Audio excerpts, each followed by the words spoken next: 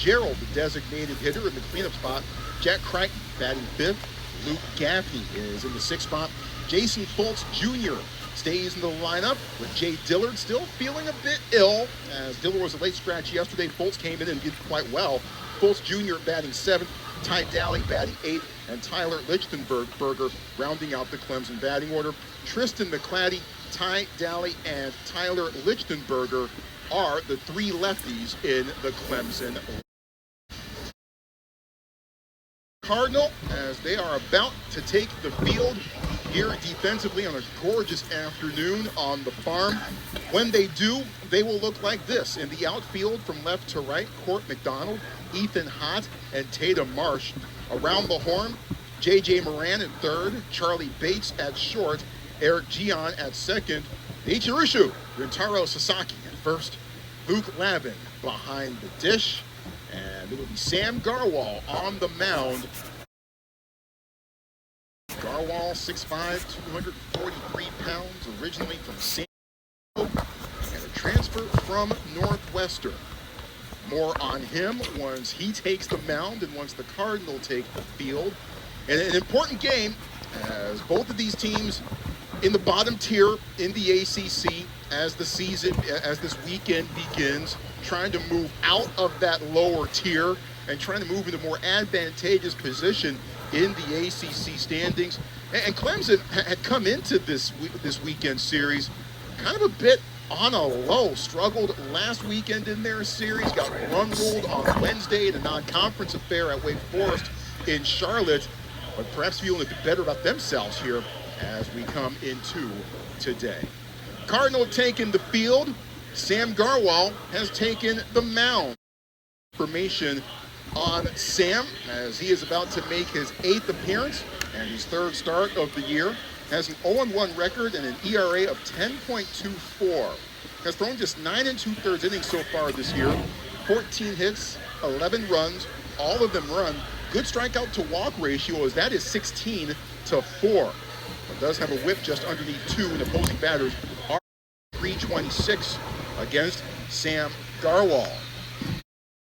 Well, for David Esker, this is another going to use an opener to begin the game. Garwal's in between being a starter as well as also being a middle reliever for Stanford this year. But for David Esker, knowing that Clemson, they have those lefty hitters in the lineup, I'm sure he wants to try to psych out the Tigers lineup. And going to Sam Garwal today, who when he was at Northwestern was an all Big Ten team selection, so he has quite the resume and has definitely been one to get a lot of strikeouts for the time that he is on the mound. And for him, it's just all about what he can do to try to stretch out the innings. Yep. Yesterday we saw Andrew Shaw open the game for Stanford and only went about an inning and a third. But for Andrew Shaw, that first inning that he had where he had Clemson go 1-2-3 and then only giving up that one base on balls where David Esker gave him the hook, it really showed a sign of what Stanford is trying to do in this series. They know that the pitching hasn't been well, especially with the starters that are regulars, but with us seeing openers, we're seeing that unique strategy in baseball. Garwal about to make his 3rd start of the year. Consecutive appearances. His last time out was at Virginia Tech. Cardinal took 2 of 3 against the Hokies last weekend in Blacksburg, but the game that Garwal started was the one that the Hokies got from Stanford. Garwal that day went 2 innings, gave up 4 hits, 4 runs, all earned, a home run along the way, no walks and 4 strikeouts. Beautiful day here in Northern California. 78 degrees as we begin this game. Clemson Tigers, some snazzy uniforms, purple jerseys, the white pants, orange numbers and trim, orange and purple. Obviously not a color combination you see too often. So quite unique to Clemson. Beautiful day, sunken diamond. 335 down the line, 375 to the outs, 400 to straightaway center. Sam Garwal rocks and deals. And away we go. Stanford, Clemson. Enjoy the game, everybody.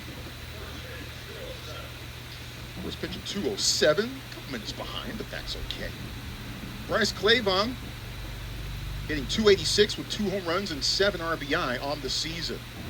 He is a sophomore from Stockbridge, Georgia, and a transfer from the University of Georgia. He actually chose the Bulldogs over Clemson coming out of high school. After playing a year in Athens, decided to head to Clemson. The 0-2 from Garwal. Pulls the string, swing and a miss. Clavon goes down swinging to begin the game. Yeah, good job for Garwal to set the tone there, striking out the first batter of the game, and a lot different from what we saw with how the game opened up. We saw 3 consecutive fly ball outs by Andrew Shaw. So Sam Garwal, of course, being another lefty, going to have to be more overpowering, and that is what he does well against hitters. Garwal can bring some filthy stuff to the plate. Tristan McClatty, junior from Harlem, Georgia, at the plate. As Garwal fires a fastball right down El Camino for strike 1. McClatty slashing .345, .436, .605 with 8 home runs and 35 driven in. And was at or near the top of most of Clemson's offensive categories. Swing and a miss here, and McClatty's quickly down 0-2. Garwal has thrown 5 pitches, 5 strikes to this point. And McClatty is an all-around offensive player, and even last night, even going 1 for 6, he still drove in 3 RBIs. A little bit of a break, misses outside for the first ball issued by Garwal. But he did drive in 3 of Clemson's 9 runs last night, a 9-3 win for the Tigers. Off the fist laser foul. Count stays at 1 ball and 2 strikes. Of course, a lot of eyes have been on Clemson and its batting order this season. It was the one area that really needed to be upgraded from last year. And the results have been mixed. Off speed, misses high, 2-2. Garwal. This was a team that hosted a regional last year. Beat USC upstate, but lost to West Virginia and Kentucky. 2-2. And now the count's full. As we think about the top 25 for this year, West Virginia, they've been having a good season playing in the Big 12. They're right now 13th in the country. And even for Kentucky, also in the bottom half of the top 25 at 24, the SEC's been a conference of parity. Heads up, as there's a swing and a big miss. Strike 3. David Esker says, hey, here's your bat back. Back-to-back Ks to start the game. Garwal delivered a nice pitch inside, and McClatty took a big rip at it. Had to go back to the dugout while the bat went to the Stanford dugout in the process. Whoops. Brings up Nate Savoy, the sophomore from Newport Beach, California, transfer from Loyola Marymount. Popped up. Shallow center. Hot, ranging over. And Marsh comes over from right and makes the grab for the 3rd out. Quick top half for the first. Sam Garwal retires the first 3 batters that he faces. Clemson 0 and Stanford coming to bat as we head to the bottom of the 1st inning. Let's take this moment to set the Stanford batting order for you. 1 through 9, beginning at the top, Rentaro Sasaki at first. Teddy Tokheim, reigning ACC Co-Player of the Week and the designated hitter for today, batting 2nd. Charlie Bates batting 3rd. J.J. Moran in the cleanup spot. Eric Jiang batting 5th. Court McDonald hit a 2-run shot last night for the Cardinal. He is batting 6th. Ethan Hott batting 7th. Tatum Marsh in the 8th spot. And Luke Lavin rounds out the Stanford batting order. Your lefties are Sasaki, Bates, McDonald, and Lavin.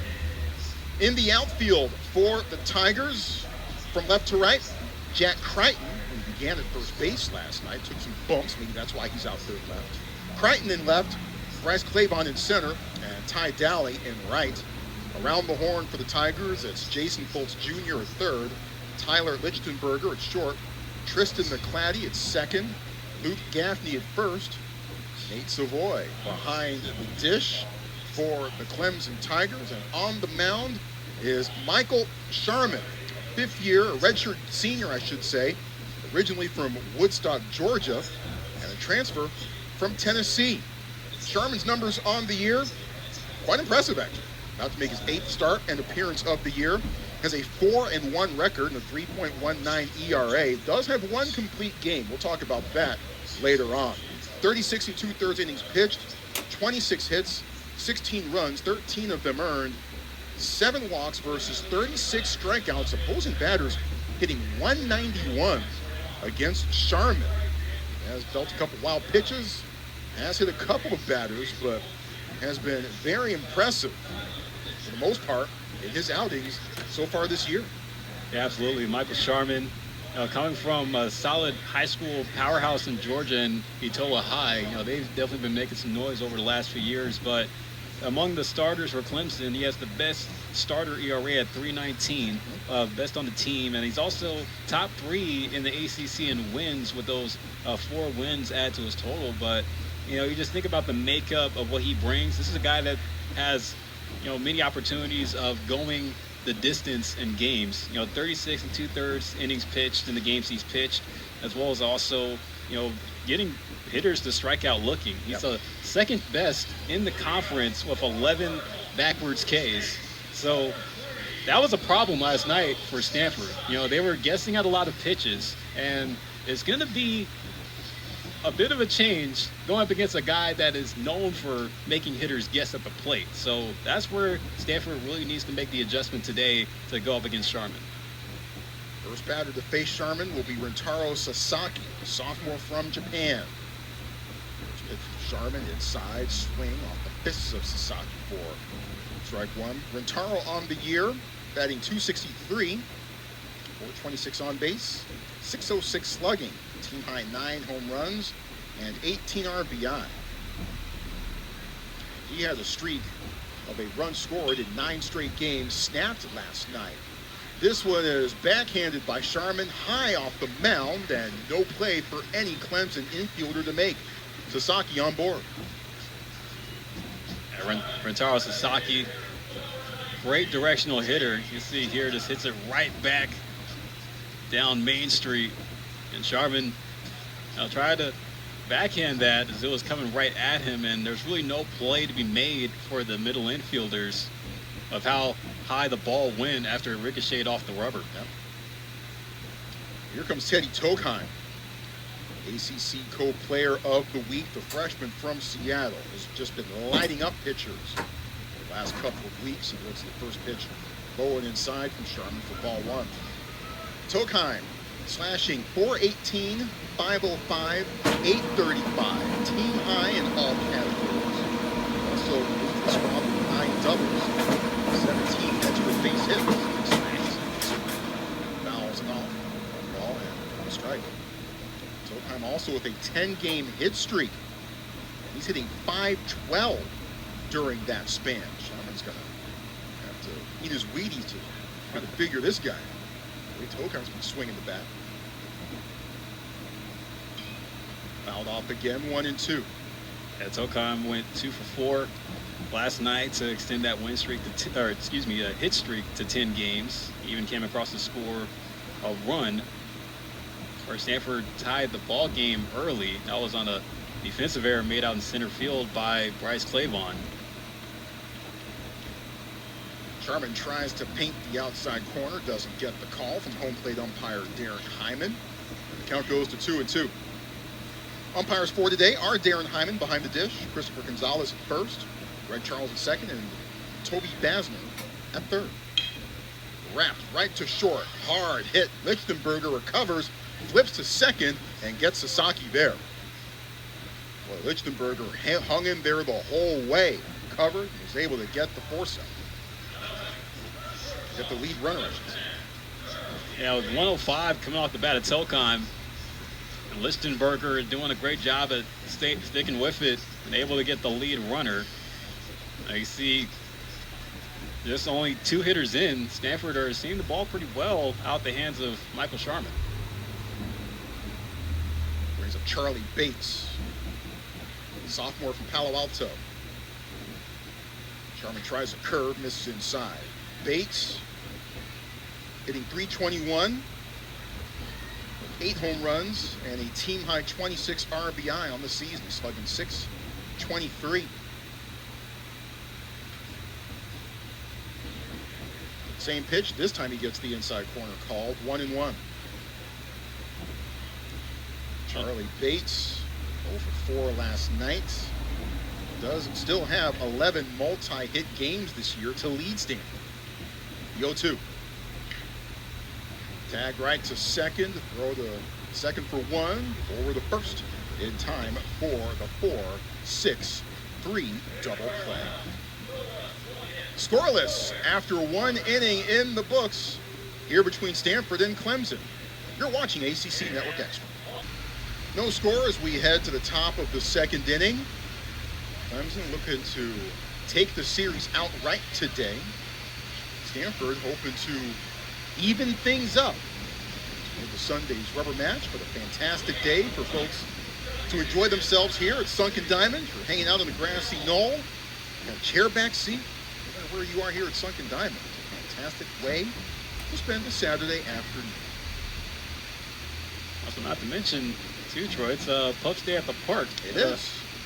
Few furry fellers roaming the grandstands today. A couple of pooches walking around. Somewhat ironic that it's Dog Day at the park. Sorry, the opponent, but that's a different story for a different time. Jacob Jarrell is the designated hitter. He's a senior from Florence, South Carolina.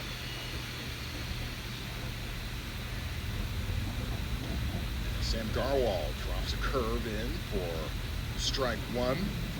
Jarrell's numbers on the year, 242, a team-high 12 home runs, 29 driven in. 1 ball and 1 strike. Lifted well, foul. Heading off towards this new Stanford softball stadium. He's currently hosting competition. Right now, he's cheering. And 1 ball, 2 strikes. Cross is happening behind us. Look at the track meeting across the parking lot. Made parking pretty interesting getting here, I'll tell you that. The 1-2. Fastball low and inside. 2-2. So much activity on the farm today. Had to park my ride in the dirt. 2 balls and 2 strikes.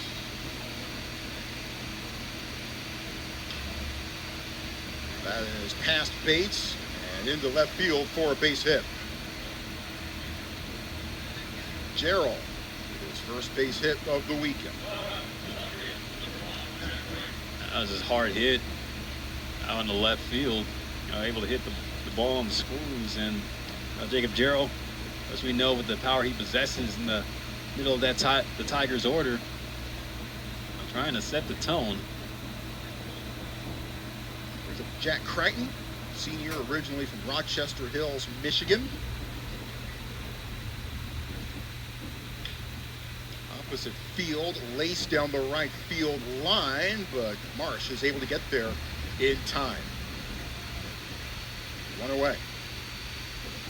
And Tatum Marsh able to read the fly ball off the bat of Crichton pretty well. Almost thought he had a leg break on it as we take another look at it. And see just racing down over to the foul line and making the catch on the run. Pete Gaffney, the batter. There he is, junior from Danville, Kentucky. Redshirt junior and the transfer from Purdue. Hitting 294 on the year. Rolls a bit away from Lavin, but not far enough for Jacob Jarrell to think about trying to take second.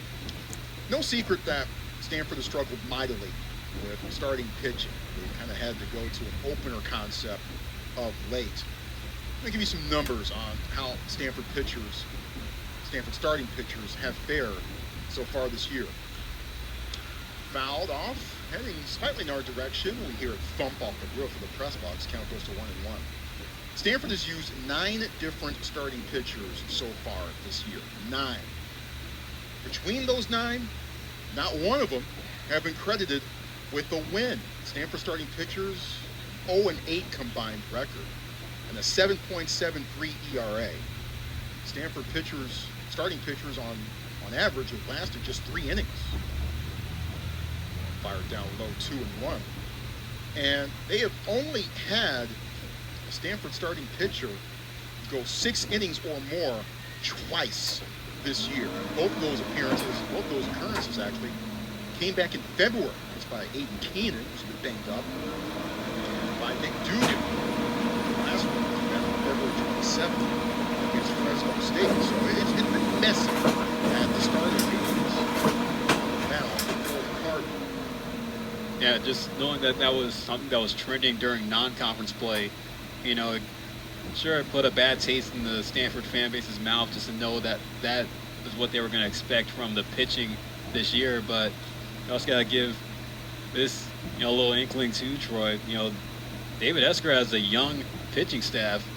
Just knowing the recruits he's brought in this year, freshmen having to get adjusted to the speed of college ball. This is going to take some time to kind of go through the growing pains.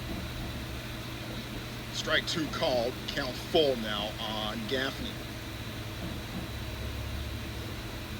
And because David Esker and pitching coach Kathy Wolf, assistant coach Thomas Eager, trying to figure things out, a lot of guys have gotten opportunities.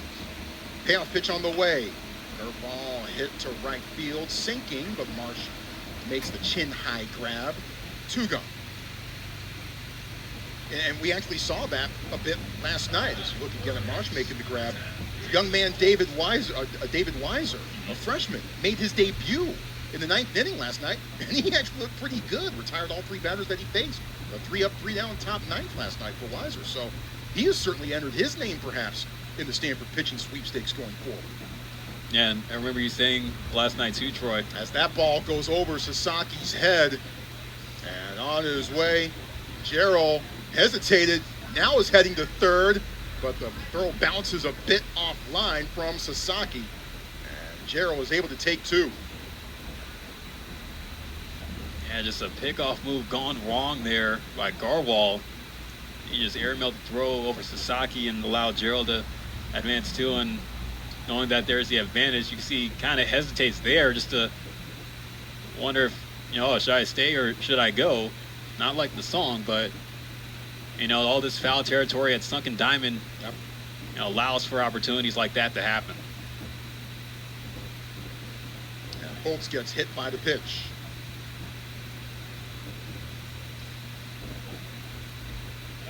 Stanford pitchers, hit batters have been a problem all throughout the staff. They plunked 4 last night against Clemson. Holtz takes first base. Yeah, and to finish the thought too, Troy, us seeing David Weiser last night, and of course with David Esker making the call to put him in the game when it was pretty much down and out for the Cardinal, at least gave us a glimpse of how deep Coach Esker can go into the bullpen. And, you said it best. These guys at this point in the season are trying to fight for innings. And every spot in the bullpen is up for grabs. And perhaps in the starting rotation, too. Ty Daly swings and fouls this first pitch off. Daly is from Vidalia, Georgia. He's a senior, a transfer from Mercer. Daly hitting .245 on the year. A couple home runs and 19 RBI. Runners in the corners and 2 out. Fastball gets the inside corner called. Daly's down quickly, 0-2. And Daly had a good night, going 2 for 4, driving in 2 RBIs to his total. And that bottom of the order for Clemson has been the issue, and no matter who comes out on the mound for Stanford, if they could calm down the bottom of the order, they should be all right.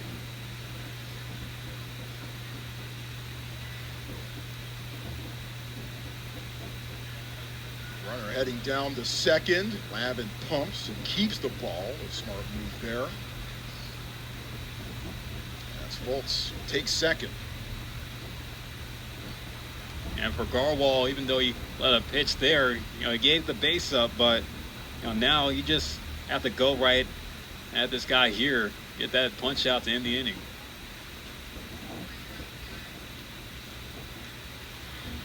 Just misses. Good break on the ball. Perhaps tailed a touch outside for Darren Hyman, the home plate umpire's liking. 2-2. And a curve just drops in, keeps between about 79 and 82 out there on the mound.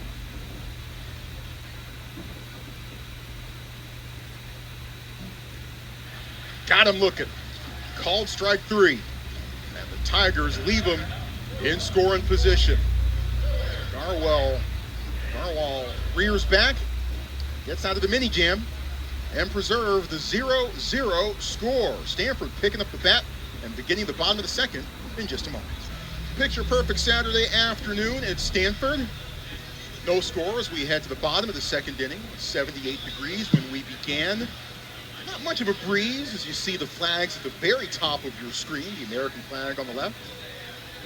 California state flag on the right. Starting to rustle just a little bit. But very, very pleasant. With some high clouds blocking the sun, which we are very grateful here in the front row of the Sunken Diamond press box. Got some folks with the towels out there on the berm. It feels like a spring training game, but we're about 3 weeks removed, or 2 weeks removed now from spring training with opening week and everything, and Major League Baseball.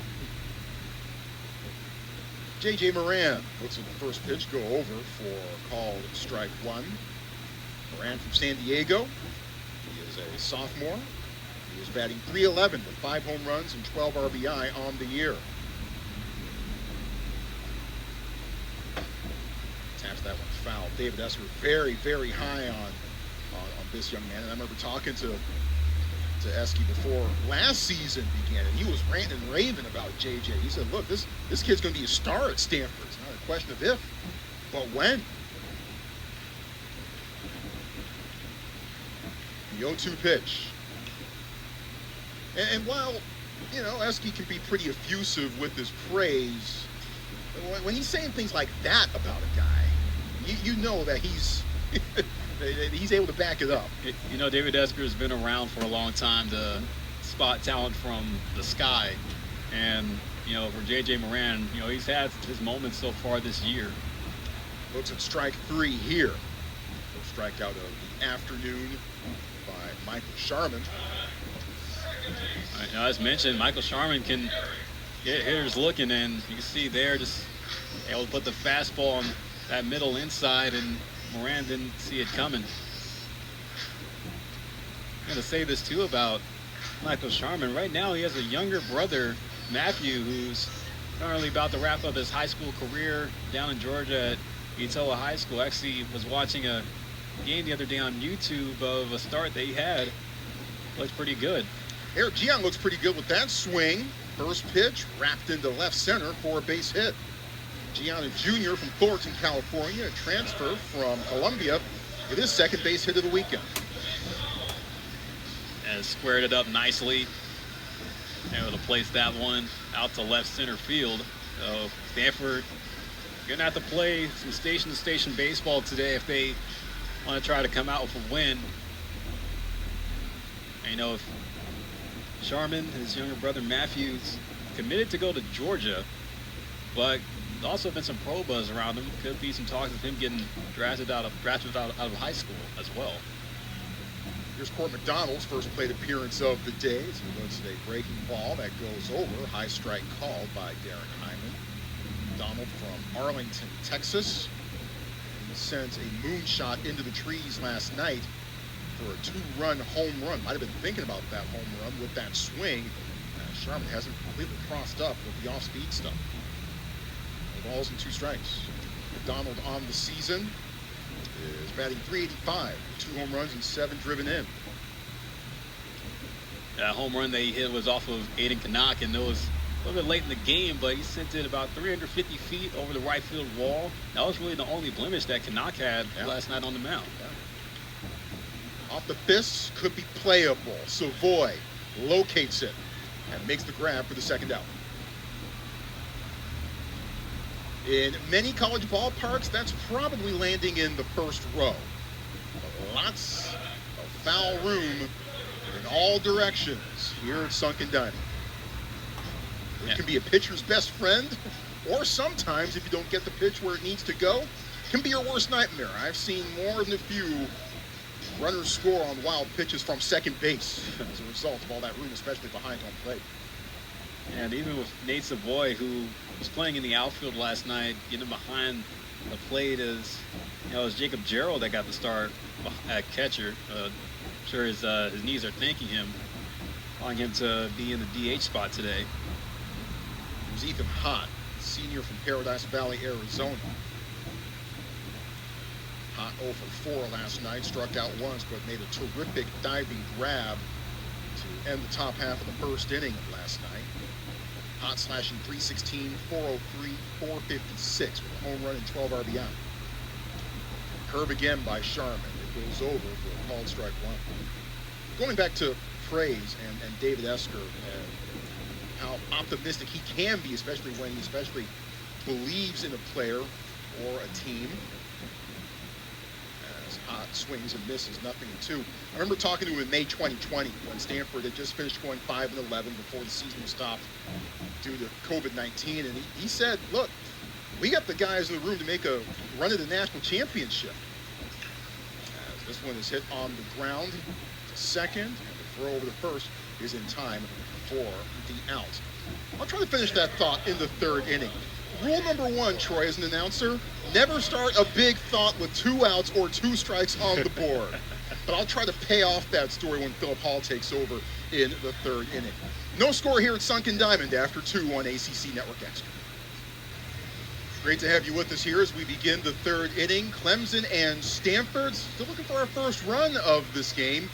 Will it happen in either the third or the fourth innings? If it does, Philip Hall will be on the call. Yeah, thank you, Troy. As we are about to begin the top of the third, it's going to be 9-1-2 due up for Clemson. As it'll be Tyler Lichtenberger to lead off. Sam Garwell to get handed the opportunity to pitch the third inning this time around. Garwell going a little bit more further into the game as the opener compared to Andrew Shaw from last night's ball game. Been doing pretty good up against this Tiger lineup. His longest outing so far has been 2 innings, 40 pitches. He's done 2 innings on a few occasions. His highest pitch count's been 40. Did that last week at Virginia Tech. Big swing and a miss by Lichtenberger there. And Troy, you had a thought before the inning ended last time. Yeah, as I was saying before, I was so rudely interrupted by the third out of the last inning. Lichtenberger about to look at a 1-1. And there for strike 2. Talking to David Esker in May 2020, very young team that just finished 5-11 before the season was stopped due to COVID. He said, Troy, I think we got the guys in the locker room to compete for national championships. And I was like, what? Really? Oh, okay, all right, whatever you say. Stanford made it to Omaha the next 3 straight years. Fly ball sent to left center field. Going to be playable for Hott. He calls off McDonald for the first out. So when it comes to talent evaluation and believing in guys, and when he's hyping up a player, I tend to give Esky the benefit of the doubt. He's a guy that's known what he's been able to do over the years. Of course, those 3 trips to the College World Series, good years for Stanford, baseball all over. Here comes Bryce Clavon back to the plate. You're going to say he went around on the swing for strike 1. Clavon struck out to begin the ball game. Sam Garwell opened up the first inning with the 1-2-3, striking out 2 straight hitters. 0-1, swung on a miss. The Uncle Charlie. And there catching Clavon off balance. And one time through the order, 3 strikeouts for Garwal and 5 first pitch strikes along the way. See what Garwal goes with here. Went with the breaking ball. It's grounded to short. Bates, throw on the run. Sasaki stretched out. Still able to keep the foot on the bag. And that was not an easy stretch for Sasaki to have to make after the little sidearm whip by Bates. And Sasaki just reaching and grabbing it and hanging on. If I tried that, they'd be airlifting me out of here. Oh my goodness. I'm going to laugh so hard at that one. Clever. Laugh at my pain. McClatty back up the middle, but Bates is there to beat the shift, but not able to beat the throw. McClatty was able to run that one out as Sasaki had to lead the bag that time. Yeah, I think Bates just rushed this one. And I get it because, you know, he's backhanding it, he's spinning away, his angle's taking him away from where the runner's headed. So I get it. The internal clock is kind of going in his head, but Bates maybe rushed that one just a bit of a tick too much. And so they booked the error on Bates for the throw. Garwal with the pickoff move as Nate Savoy will come up as he flew out to right in the first inning.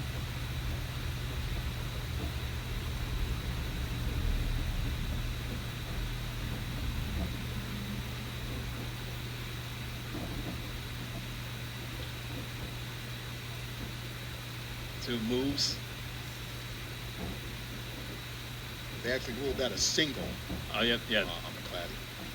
Yes, they ruled a single.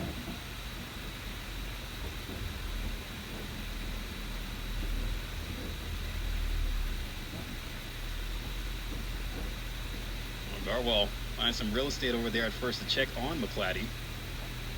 He is the team leader right now on stolen bases with 11 on the year. 12 attempts. He did have a stolen base last night. Goes home to Savoy, missed outside.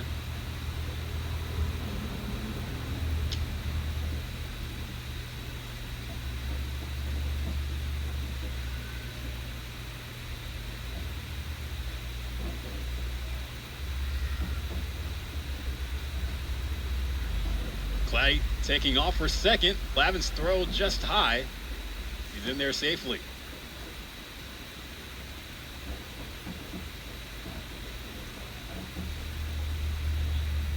At least gets Clemson a runner in scoring position. Oh, Savoy in a big spot here. 1-1 pitch. Round over the third. Picked by Moran. Throw across the diamond in time as that will retire to side. The Tigers leave a runner on, but nothing doing in the top half of the third. We'll go to the bottom half as it will be Marsh, Lavin, and Sasaki due up for Stanford. Marsh, who went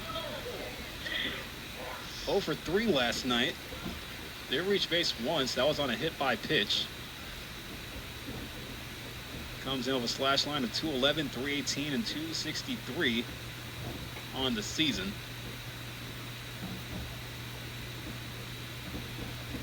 And already, Sharman gets hit with a pitch clock violation. Tatum Marsh begins the at-bat with a ball. So, welcome to baseball in 2026, Troy. Trying to eavesdrop a little bit on the conversation between Darren Hyman and the Clemson dugout.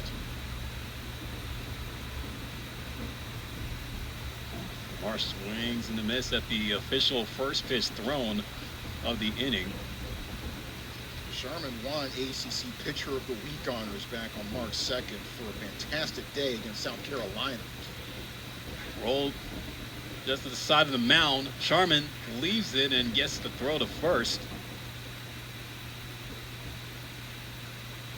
Sharman also showing that he's got some prowess in fielding his position as well. back on February 28th. Sharman against South Carolina, in Columbia. A complete game win. Complete game. You don't see those anymore in baseball, it seems, really on any level. 4 hits, 1 run. It was unearned. No walks and 4 strikeouts. He threw only 78 pitches to get that complete game and had no 3-ball counts at all that day. Incredible stuff from Michael Sharman, and a well-deserved ACC Pitcher of the Week award a month ago. Luke Lavin swings and misses at the first pitch, but yeah, Michael Sharman just dealing there. I mean, think about that. Just 78 pitches? No 3-ball counts? That's bonkers. And it almost kind of reminds you, and correct me if I'm wrong, but I think Greg Maddux back in the day did something similar to that, throwing a no-hitter, I believe it was. I believe it. Game probably went like about an hour and 28.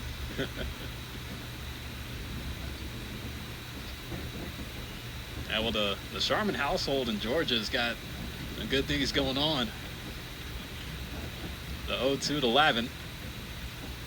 Oh, and he gets rung up, strike 3. Sharman paints the corner, hands him the backwards K. Yeah, that's a great, fantastic slider that just freezes Luke Lavin. So Sharman fielding his position and painting the corner, putting together some things here in this frame. He's done it all up to this point. Now it's Rentaro Sasaki coming up. He was able to reach on a infield single his last time up.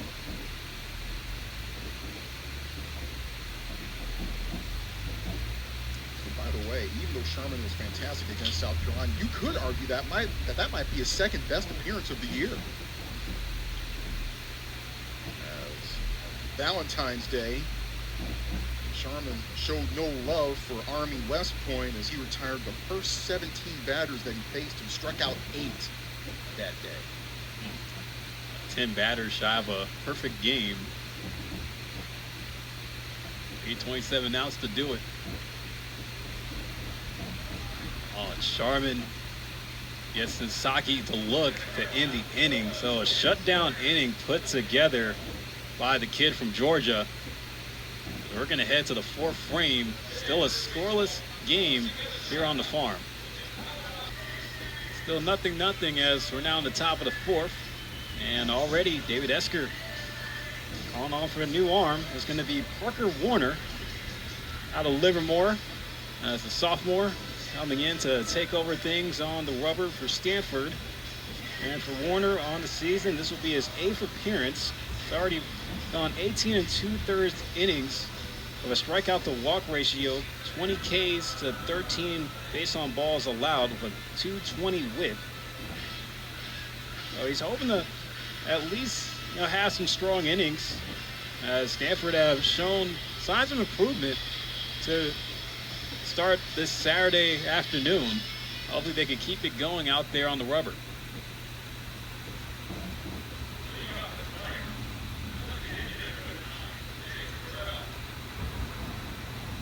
Well, Jacob Jarrell, who singled in the 2nd inning, will lead off for Clemson.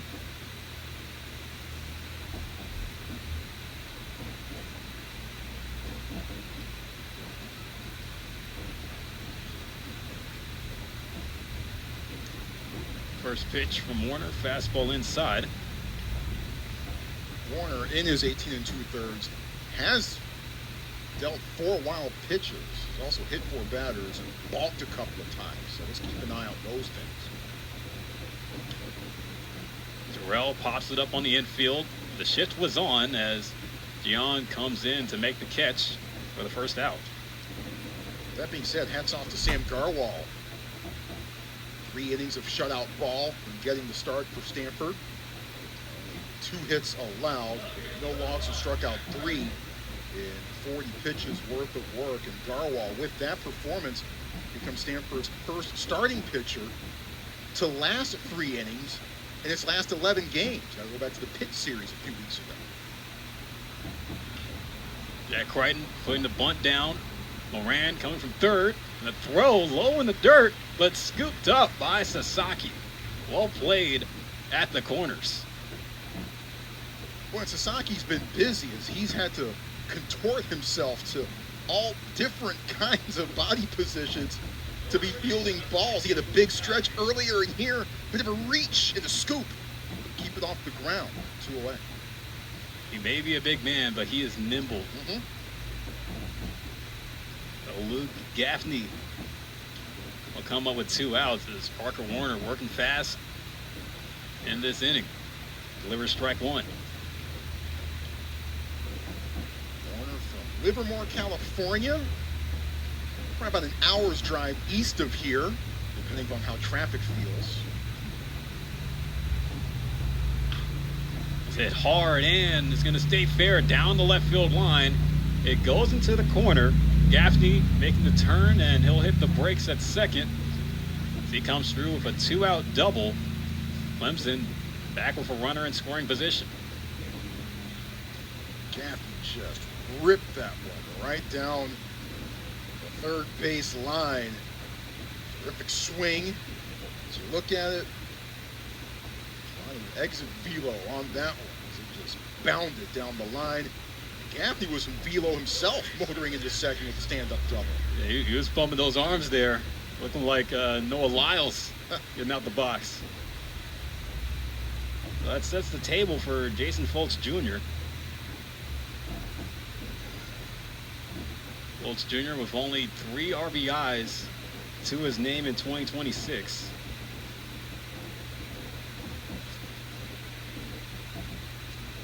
Livermore, the home of the Little League Intermediate World Series, which we held in early August.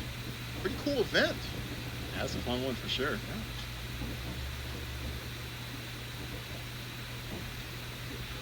Yeah. Warner delivers home, but it's fouled off by Foltz Jr. Menlo Little League made the Little League Regionals down in San Bernardino last year, and this community was pretty jazzed about it. Menlo Park, right next door to Palo Alto, and a lot of happy people watching those young men play.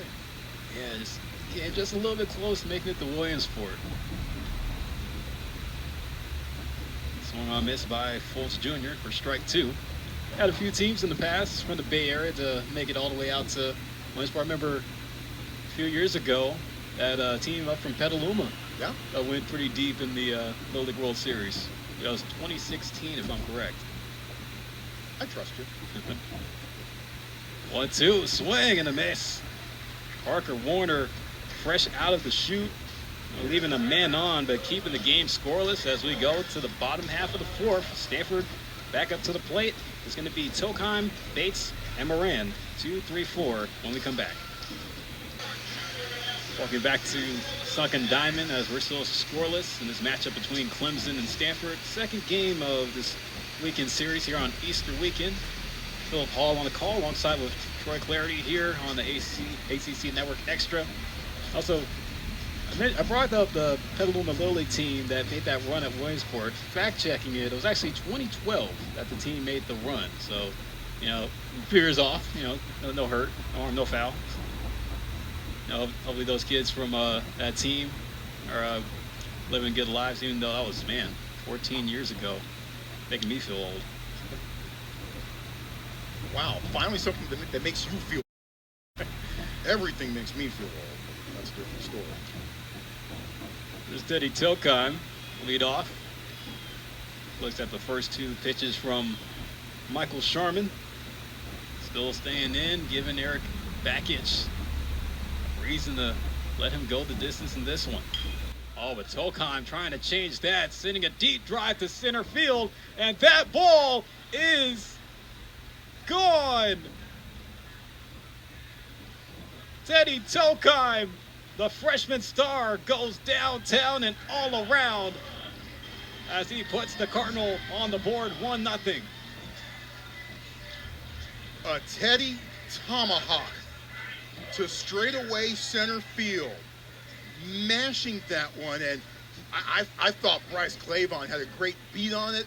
He made the leap at the wall, and for a second, I thought that he actually came down with it, but just cleared Clavon's glove. Goes 406 feet 5 inches, and Teddy Tokheim extends his hit streak to 11 in big-time fashion. You can also add on 9 home runs on the season for the slugger out of Seattle, Washington.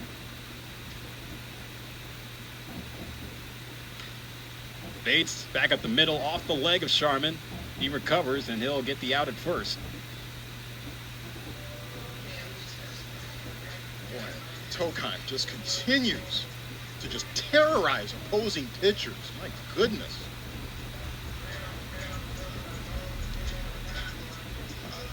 As J.J. Moran comes up to the plate.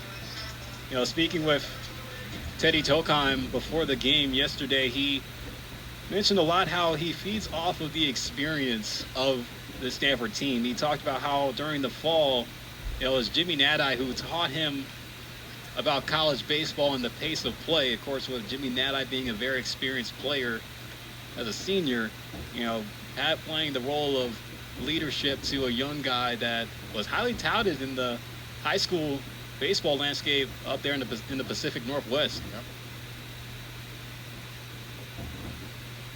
J.J. Moran, who struck out looking his last time up, looks at the 0-1, low and in for ball 1. By the way, we should mention Jimmy Nadai has not been in the lineup so far in this series, was also not in the lineup in the series finale at Virginia Tech last week. A bit banged up day to day.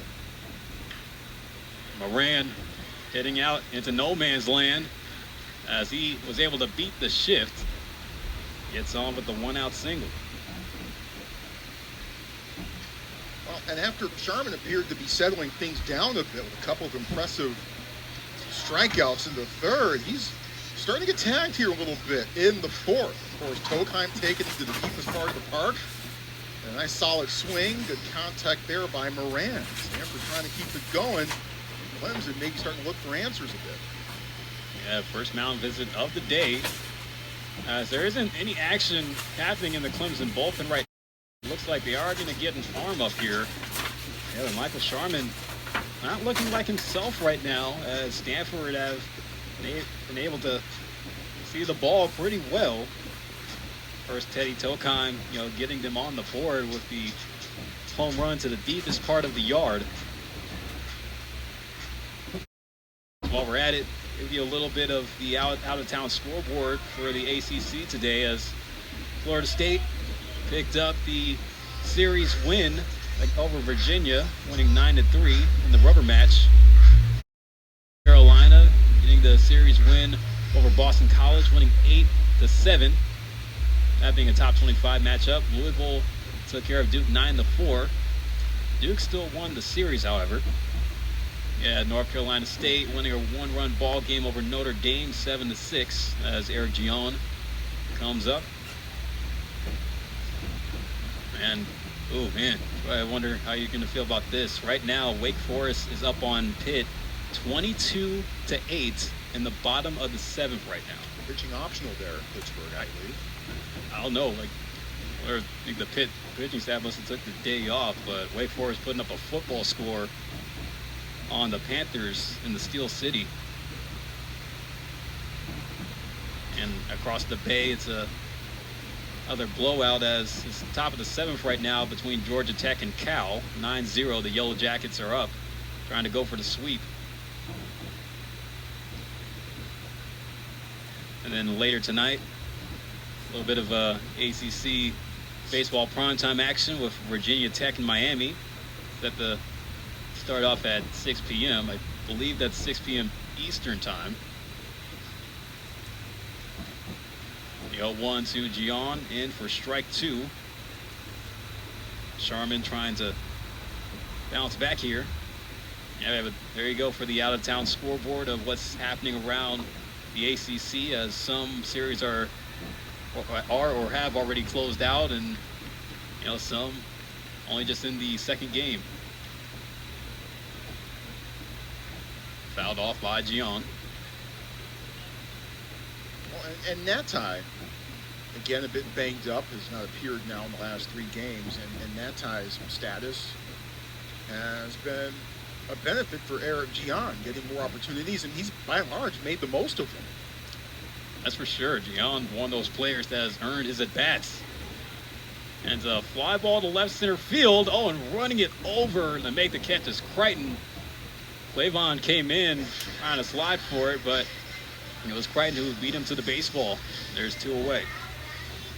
Well, communication key, and Crichton and Clavon perhaps a bit lucky that play ended the way that it did. It could have been worse. Of course, Crichton, he took a bit of a fall when he was at first base last night, trying to run down a pop fly from foul territory. Now here comes Court McDonald. McDonald popped up to the catcher in the 2nd inning.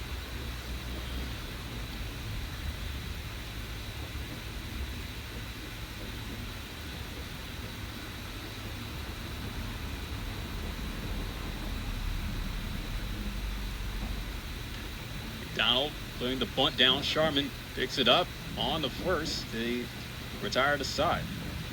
But Stanford able to get that first run across thanks to Teddy Telkheim hitting his 9th home run on the season. As we go to the top half of the 5th, 1-0 Stanford lead. Teddy Telkheim, the freshman from Seattle, able to get the Cardinal on the board with the solo home run in the bottom half of the 4th as they're halfway home here at Sunken Diamond. Stanford with the 1-0 lead. That will toss it back to Troy Flaherty, who will take you through the 5th inning. All right, thank you, Philip. 8-9-1 batters for Clemson, beginning with Ty Dally, who struck out looking to end the 2nd. Parker Warner on the mound. Bunt goes foul as it trickles towards the Clemson dugout.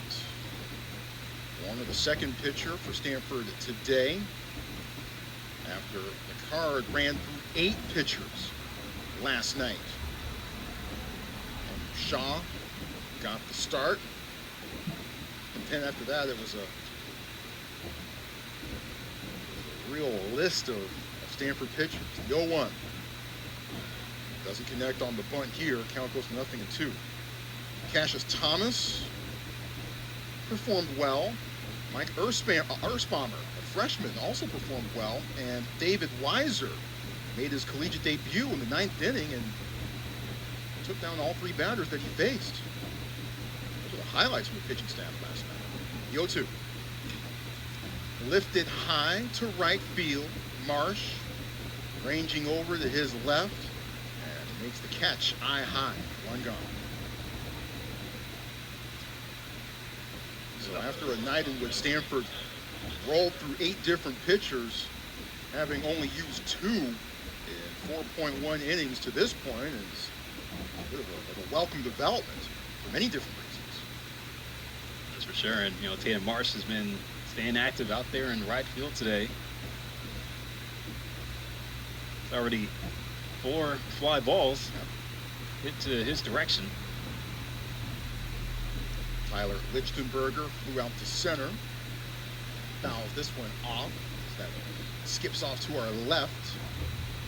Now goes to 0-1. Lichtenberger, a transfer from Appalachian State.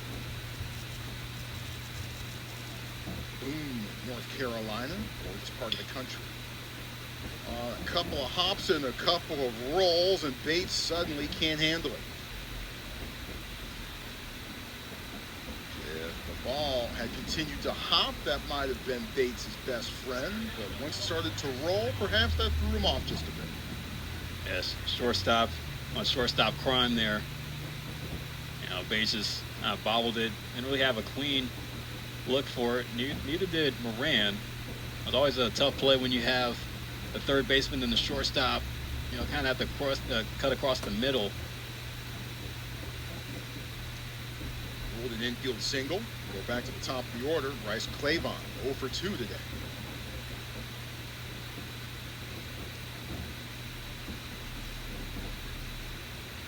Runner going. Clavon bounces it foul.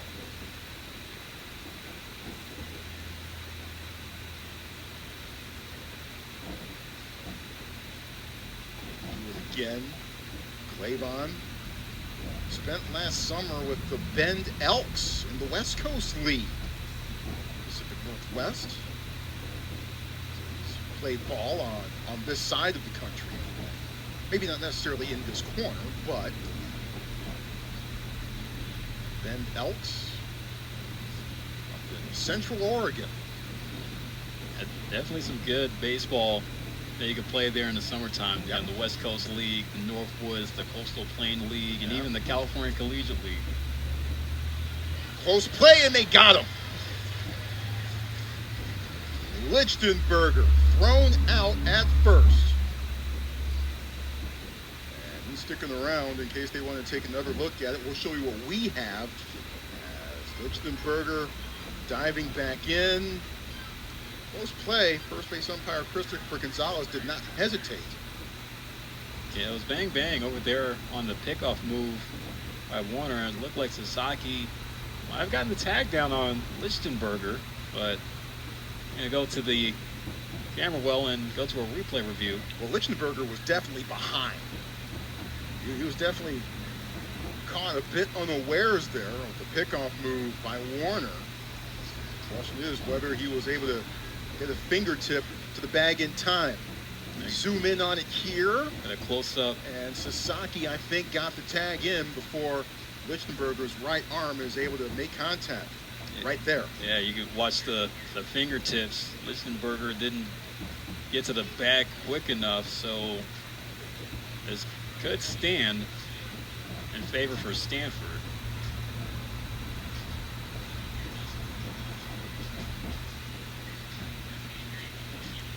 You know, that's one of the best things that, Rentaro Sasaki does well on defense, just the awareness that he has, not only for balls hit and play, but, trying to have that nonverbal communication with the pitcher on chances for a pickoff move. And I mentioned last night how he was way ahead of his years, but get another look there. Live motion. I think even Sasaki kind of knew that he got the tag down. Call on the field, out at first. Tyler Lichtenberger still hanging out at first base. In case the call is overturned, which we do not believe it will, but our opinions are not the official ones. It's up to those two, up to those guys, I should say. Oh, here comes the word.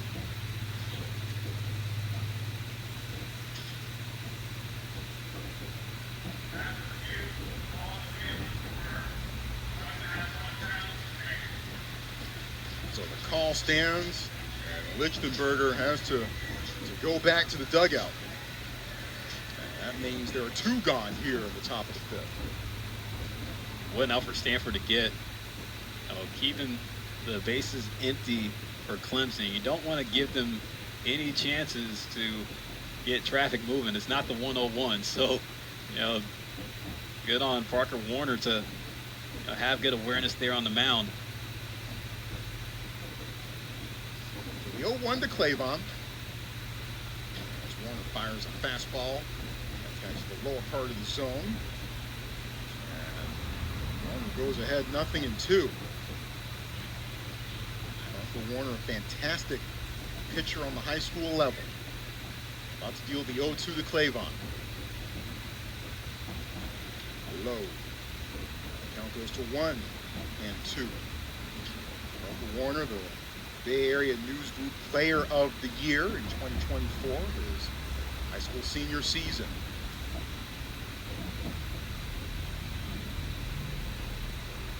The 1-2. Just gets a piece of it. Clavon with the strikeout in the first. Rounded out to short in the third.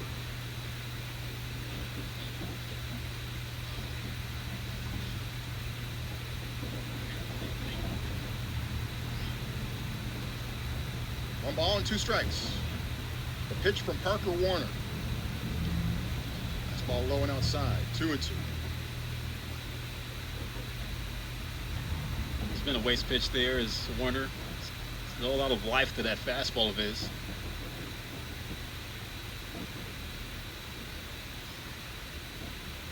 2-2 on the way.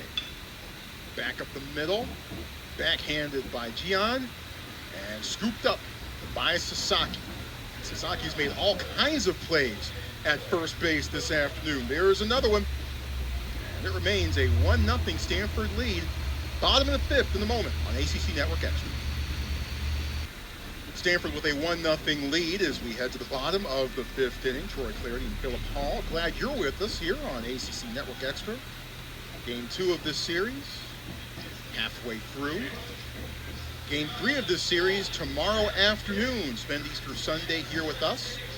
1 o'clock, we'll fire things up here on ACC Network Extra.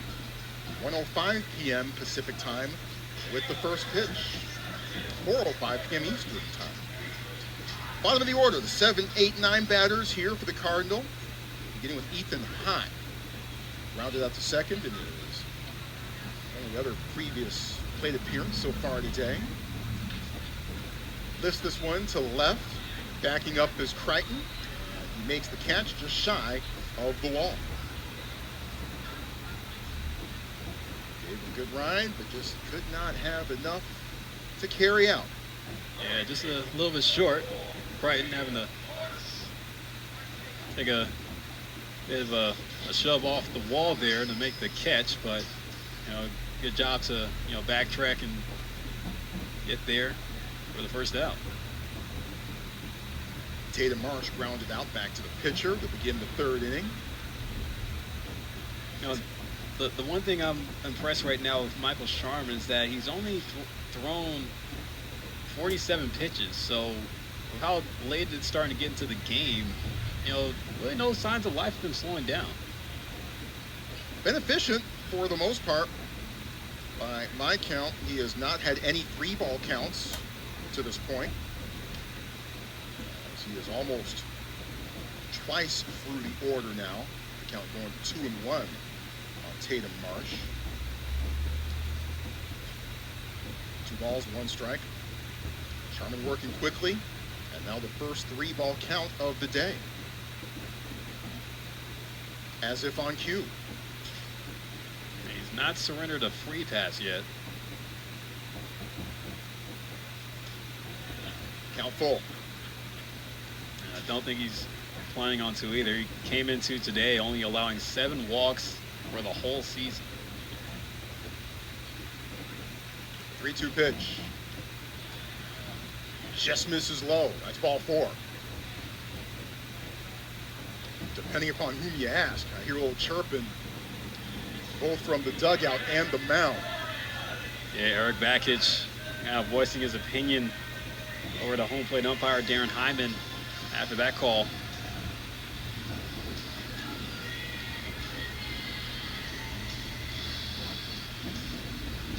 Brings us to the bottom of the order as we'll take another look. May have been a touch low. Yeah, if anything. It could have been 50-50, and Savoy with the frame job.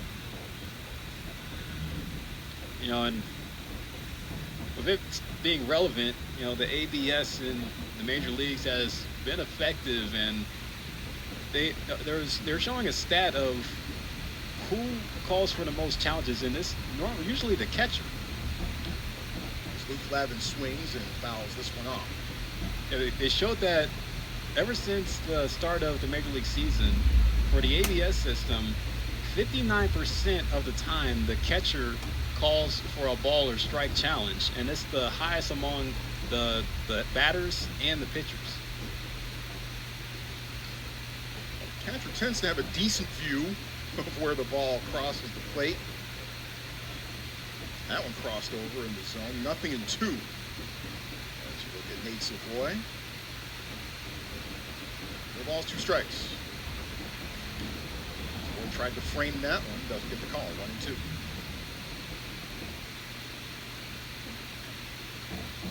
Luke Lavin. His younger brother played for Cal last year. 1-2. Got him looking. Called strike 3. Strikeout number 4 on the afternoon for Michael Sharman. And all looking. Yeah, I was going to say, Troy, Michael Sharman is known for making hitters guess, and you see Savoy set up off the corner of the plate, and Lavin had to take a look at that one. But, even with the 4 strikeouts, it's crazy how Stanford haven't swung and missed at them. It's really just been them taking a look. Back to the top of the order we go. Throw back to first. So keep Tatum Marsh getting close. Rentaro Sasaki. Infield single in the first. Struck out looking in the third. Sasaki last year hit .269, 7 home runs, 49 RBI, and a lot of people called that a disappointing season. Well, when compared to the hype that he was coming in with, yes, sure. Now, was that hype fair? Probably not in hindsight. Swing and miss on the breaking ball. Well, you're talking about a guy that broke Shohei Ohtani's home run record in high school in Japan, and even bringing up this note, I can't confirm it, but from the looks of it, there was a guy here, that's been here for the past couple of days, that was filming Sasaki's batting practice. Count goes over to 0-2. And it could possibly be a scout from an NPB team. Perhaps. And now Sasaki has had a documentary film crew following him around since he came on campus 2 years ago, technically. 0-2. Runner going. And the throw down to second. Got him. And that retires the side as Marsh is thrown out at second. And it remains a 1-0 ball game. Savoy up and throwing. And Marsh doesn't get there in time. Stanford still at the lead after 5. Well, pitching and defense have taken center stage in the first 5 innings of this game. Well, Stanford ahead 1-0. What will the next 4 innings of this game bring? Well, for the next 2 innings, you'll hear from Philip Hall as he'll be on the call. Yep, thank you, Troy. As for all the kids out there, your boy is doing 6 and 7. So 6-7 for all the Gen Zers watching today. As for Clemson, it'll be McClatty, Savoy, and Jarrell due up here in the top half of the 6th. Parker Warner still out on the rubber, keeping this a 1-run lead for the Cardinal. As the pitching has shown great improvement for Stanford in this ball game. Here's Tristan McClatty.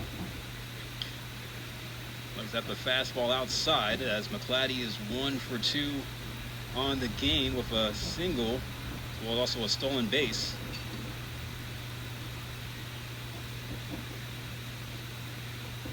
They have the shift on. 3 infielders on the right side. McClatty sends the fly ball to center field, and Hott comes in to make the catch. Hot with the hot call that everyone in the building could hear. And rightfully so. I'm sure Charlie Bates appreciated that.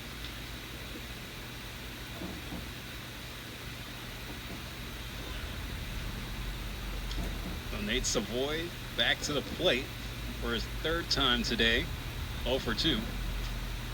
He has flown out to right field and grounded out to 3rd.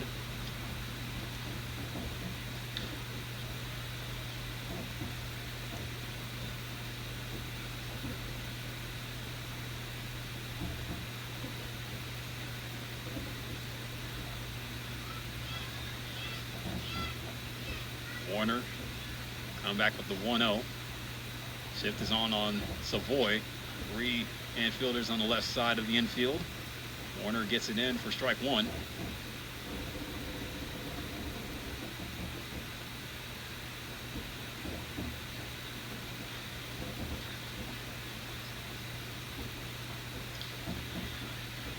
One in for strike 2. Warner back with the fastball at 92 miles per hour.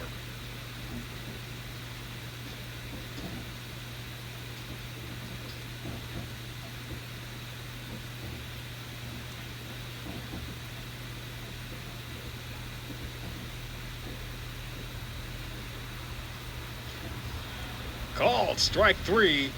Savoy gets handed the backwards K for out number 2.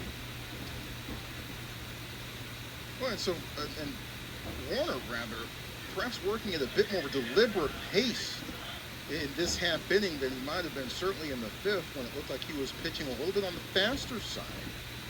And here able to collect himself and throw a terrific 1-2 pitch at the knees. 20 at-bats on the day for Clemson. They have struck out 5 times at the plate. There's Jacob Gerald. Gerald, hard hack, but sends it foul. Almost over near the camera well.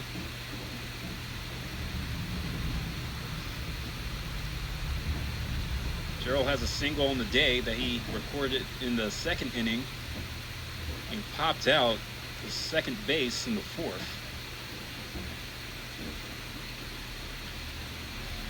One popped up just behind home plate. Will land right at the top of the seats.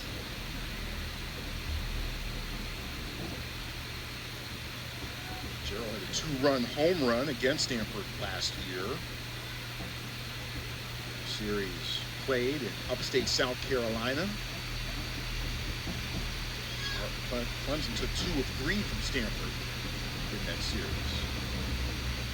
Tigers were number 4 in the country at that point in time.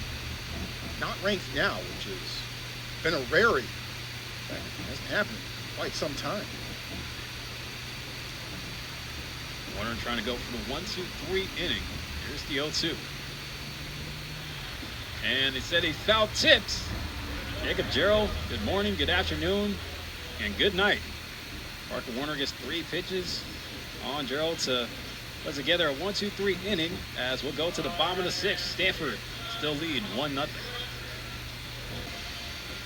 Here we are in the bottom of the 6th. Cardinal still lead 1-0 as Rentaro Sasaki will have to restart his at bat after Tatum Marsh was thrown out at second base to end the bottom half of the 5th.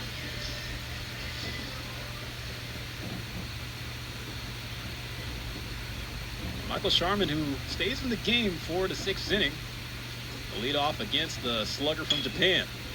He doesn't waste any time, sends it over to second base, and a throw the first by McClatty, able to get Sasaki.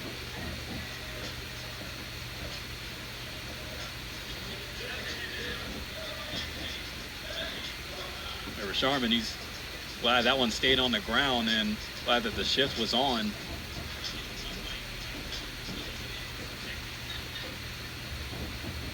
He's got trouble coming up as Teddy Tokheim, who delivered with the solo home run to center field in the 4th inning, has been Sharman's only problem today.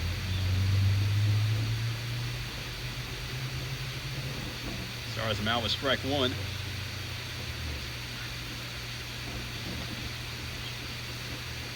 And again with the fastball, but misses high. Tokheim, generational ties to Stanford. His mom played golf here at Stanford, Trish McGonigal. Swings, but sends it foul. And hit just in front of the wall there, in front of the grass. Oh, by the way, Stanford very well represented at the Augusta National Women's Amateur this past week. Andrea Revuelta of Stanford took 2nd. Congrats to Andrea and the Stanford women's golf team for their representation in that event. 2 missed out for ball 2. Talking with Teddy Tokheim, as we all know, he's from Seattle, and I asked him if he was a Seahawks fan, and no surprise he was. Of course, with the Seahawks winning the Super Bowl just about a few months ago here in the Bay Area, just down the road at Levi Stadium. Yeah, a lot of Seahawks fans were in the building that day. I can confirm. I'm not one of them. I'm just confirming. Here's the payoff. Tokheim pops it foul on the first base side. Plenty of room over there for Gaffney as he'll make the catch. There's 2 gone. And Teddy might be kicking himself a little bit because he pretty much swung at ball 4 there. I think that was breaking towards the low and the inside portion, but perhaps that mistake by Tokheim, Luke Gaffney is able to reap the rewards. That'll be Charlie Bates coming up with 2 out. Breakout was over as he grounded to a double play and also grounded out to the pitcher his last time up.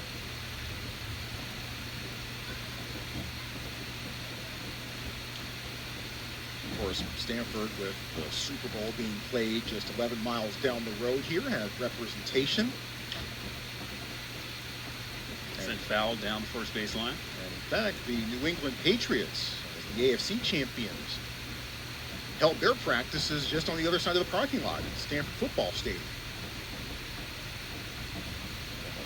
Stanford Cardinal tight end Austin Hooper, who was with the New England Patriots at that time. Now he's back with the Atlanta Falcons. Got a chance to practice in a place he knew quite well. Sharman's 0-2, called strike 3. He has a 3-up, 3-down inning as he hands another Stanford hitter a backwards K for his 5th strikeout on the game. We go to the top of the 7th, 1-0. Stanford still lead here on the ACC Network Extra. So for the Tigers, it's going to be Jack Crichton, Luke Gaffney, and Jason Foltz Jr. So 5, 6, and 7 due up for Clemson in the top of the 7th. Parker Warner definitely getting his money's worth today. Going to come back out for another inning in relief. He's already gone 3 innings so far in this outing, only allowing 2 hits and still no runs given up. Has struck out 3 Tiger hitters at the plate.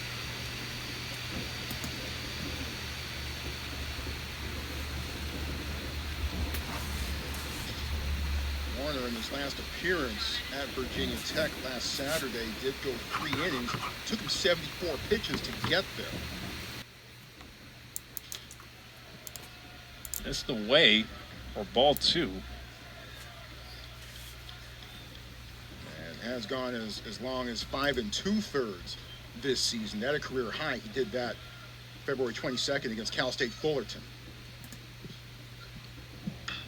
2-0. Crichton is shot out to left center field. It will split the gap. Crichton going to pull in the second as he'll lead off the top of the 7th, putting himself in scoring position. 5th base hit of the day for the Tigers, and the second one with extra bases. Gaffney having the double in the 4th inning, but nothing came of that. Stanford, obviously, you get a leadoff double. It certainly puts you in fantastic position to put at least 1 run on the board. And Clemson pushed it across and tie it up. Let's find out. Eric Back is just going to call time and talk with his next hitter and base runner. But the good thing for Stanford up against this Clemson lineup today, they've only given up now just 2 extra base hits. So a bit of a far cry from what happened last night with how many runners were able to reach base for Clemson.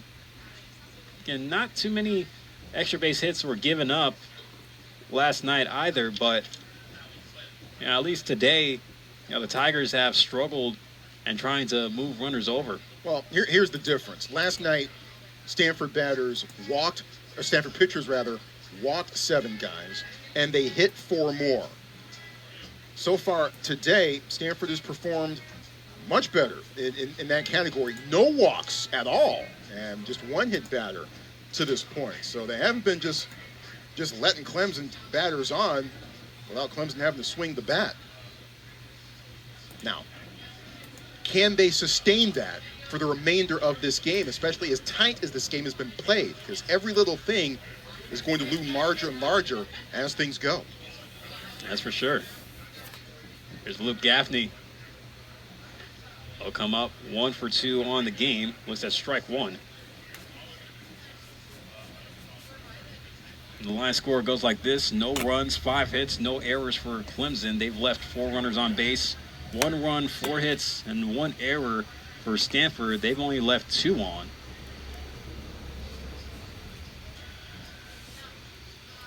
Warner making a move to second, keeping a close eye on Crichton.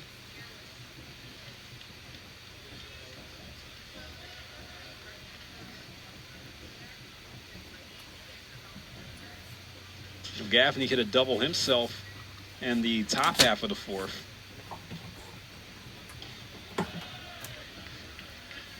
He goes home, misses for a ball, count even at 1 ball and 1 strike.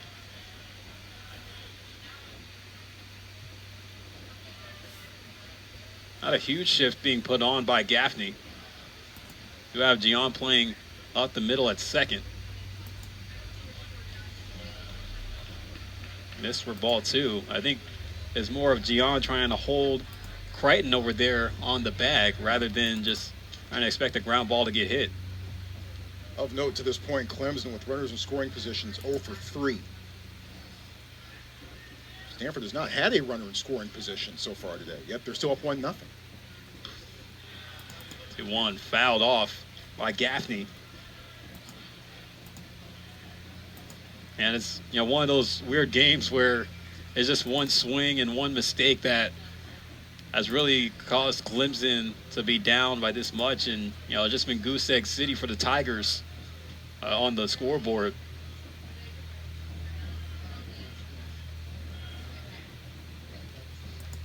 Warner making another move to second.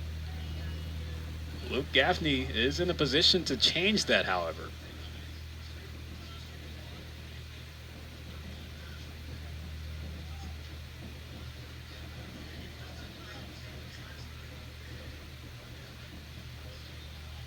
A 2-2 home.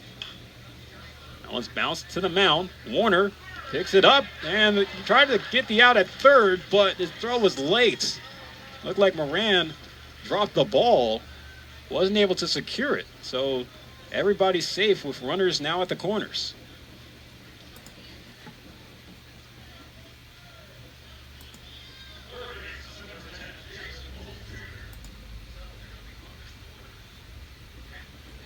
And I think Crichton just beat the throw. And you also saw at the end there, the ball popped out of Moran's glove as well. So a call probably could have gone either way. No matter the result on Moran's behalf. Oh, it's a meeting amongst the infielders at the mound.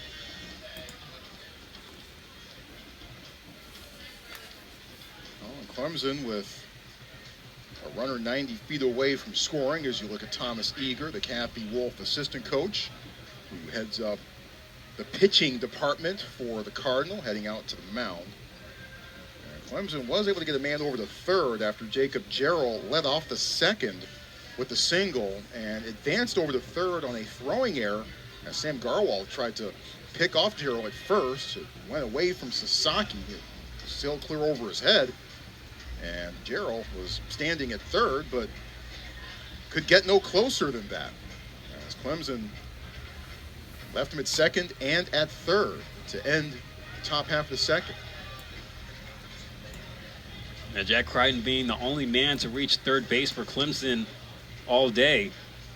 This is probably the best position that the Tigers, or excuse me, the second man to reach third base all day, as this is the best position that the Tigers have been in. Try to tie this ball game up. They're going to look to Jason Foltz Jr., who will come up with still nobody out.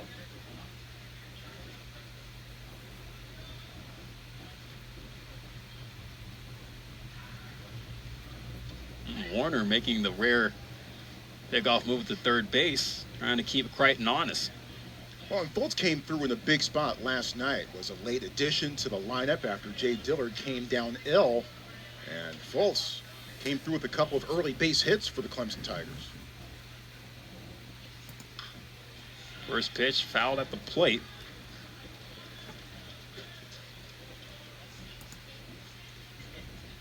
Foltz 0 for 1 on the day with a hit by pitch and a strikeout.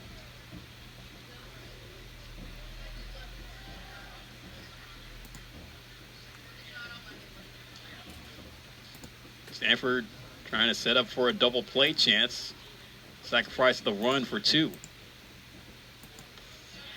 One swing and a miss on the off-speed pitch from Warner.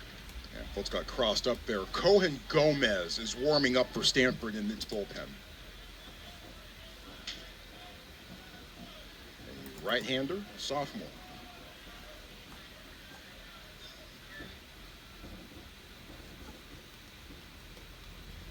Swing and a miss in the dirt. Warner able to get a big out as he strikes out Fultz Jr. Yeah, that's a big sequence for Parker Warner. And filthy stuff just falling off the table, and Fultz had no chance at that one. I think you also see a little bit of the competitive nature of Warner.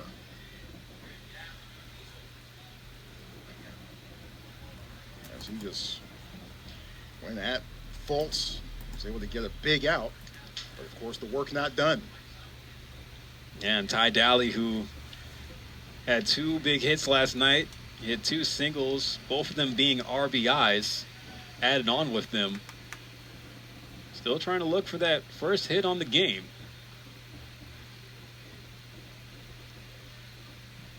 So for 2 with a strikeout looking and a fly out to right. Stanford sticking with the same strategy at 3-man infield on the right side on the shift.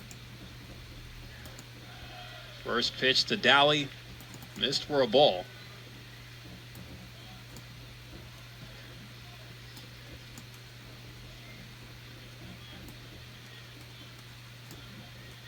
It's 40 pitches already thrown for Parker Warner.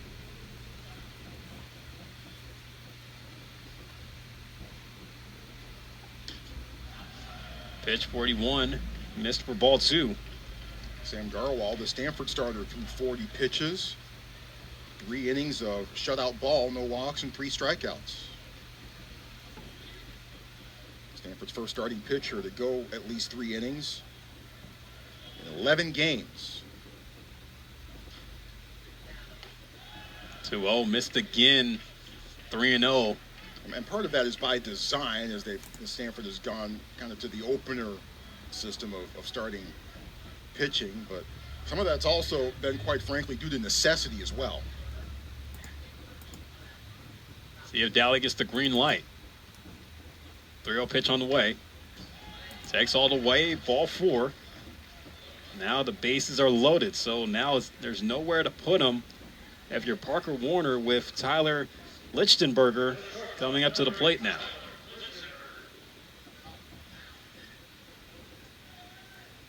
Lichtenberger already with a hit on the day, but he was picked off at first when he reached base in the top half of the 5th.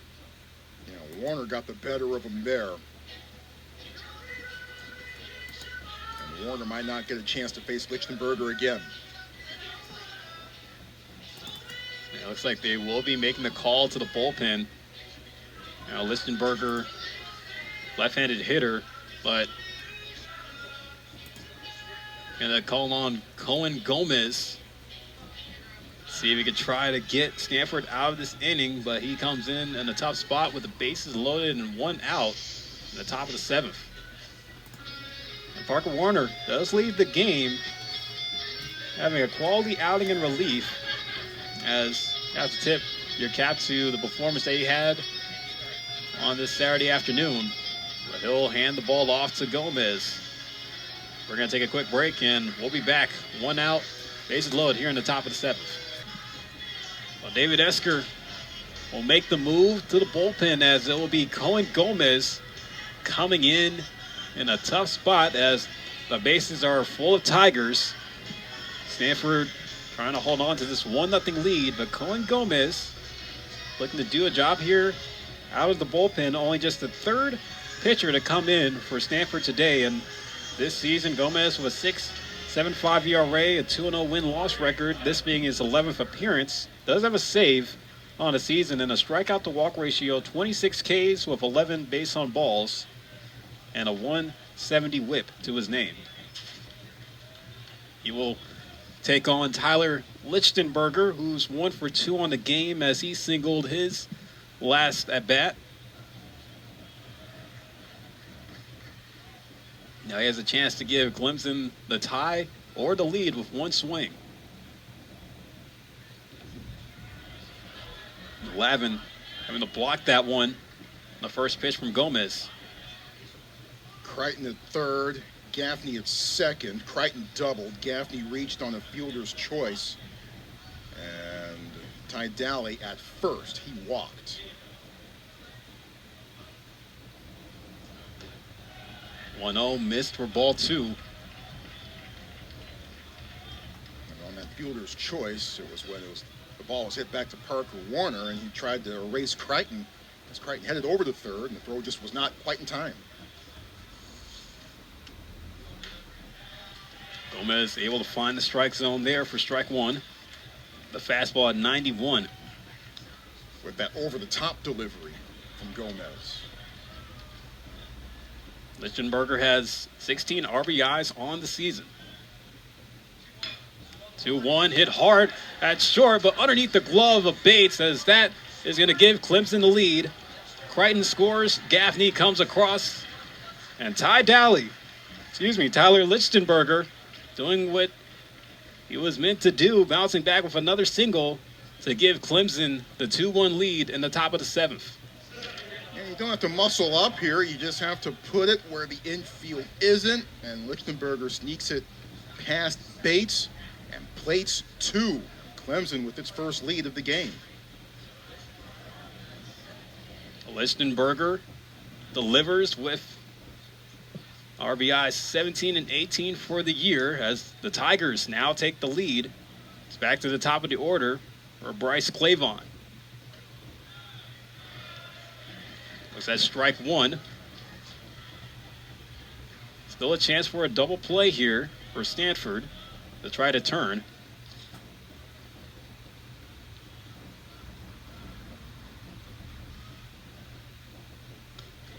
Swung on a miss. Clavon down at 0-2.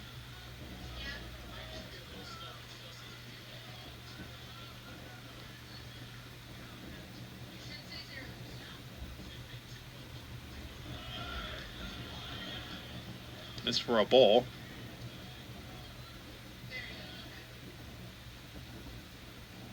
Bryce Clavon 0 for 3. Of a chance to add on to this rally for the Tigers. Gomez missing in the dirt, 2-2. As well as Parker Warner pitched for the most part, somewhat unfortunate that he's going to now have a couple of runs credited to him with potentially a third. With Tidally right now at second. Swing and a miss. Gomez able to battle back, strike out Clavon for out number 2. Boy, I mean, you're going to watch Bryce here react to this and go, oh, man, I can't believe I swung at that. Well, that was a filthy offering from Cohen Gomez. I think Gomez wished he could have had the strikeout come a batter earlier. I'll see Tristan McClatty. McClatty pops up the first pitch. It's going to go just to the left of the press box. With all the kids in Sunken Diamond rushing to try to grab it right here in front of us. Gotta love that. 3-man infield on the right side. They have a shift on McClatty. 0-1, swing and a miss.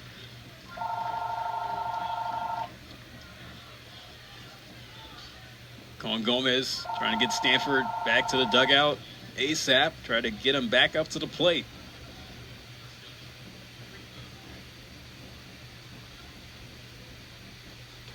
Oh, 2, and they say that McClatty went around on the swing. Well, Gomez closes out the inning with 2 consecutive strikeouts, but the Tigers get the lead back on a 2 RBI single from Tyler Lichtenberger as it's stretch time here at Sunken Diamond as we got ourselves a ball game, folks. As we'll take a break here from Sunken Diamond. The Cardinal will come back up to the plate in the bottom of the 7th, having to try to work to get the lead back after Clemson put up 2 in the top half, thanks to a 2 RBI single from Tyler Lichtenberger. Still Michael Sharman out on the mound, as you'll see J.J. Moran, who will lead off for the Cardinal. And to really recap how this game has gone, really started off with the solo home run from Teddy Tokheim in the bottom of the 4th that gave Stanford the 1-0 lead. Then, as mentioned, Clemson answered back with that 2-run inning. But J.J. Moran, not wasting any time, drive out to left field at the wall and leaping up, making the catch, Jack Crichton.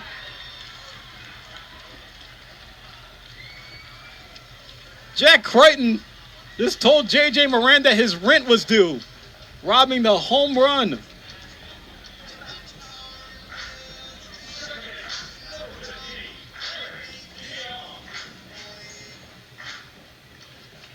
Well, that's just fantastic stuff. Crichton just saving Clemson's lead. Well done by that young man.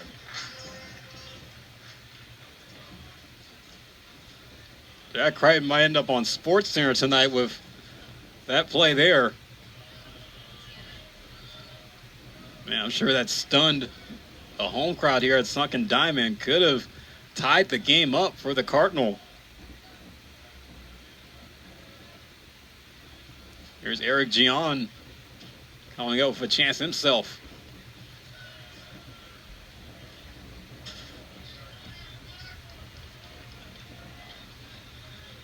Six and a third. This is the deepest that Sharman has gone in a game since he threw that 9-inning complete game win at South Carolina, February 28th.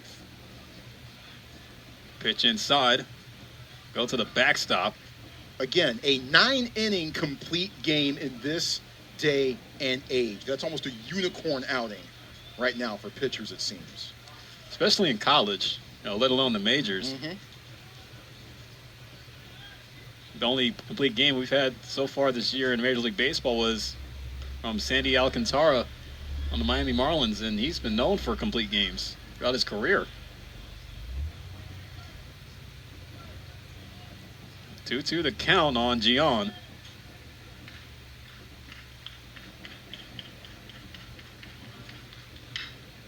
Smacks it hard to short. Picked up by Lichtenberger and gets the throw to first in time.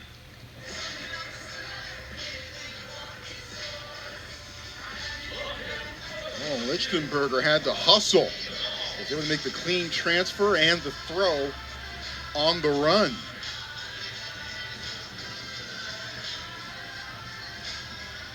Meanwhile, Sharman has thrown just 73 pitches.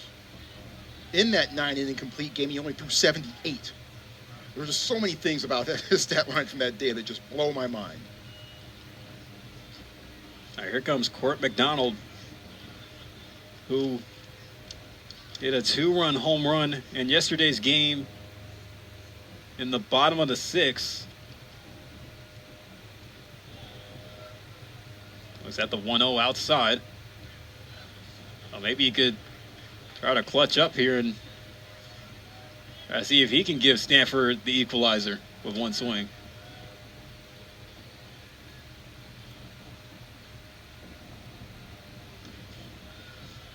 Two-0. Sharman able to paint the edges. 5 strikeouts, 1 walk for Sharman so far today.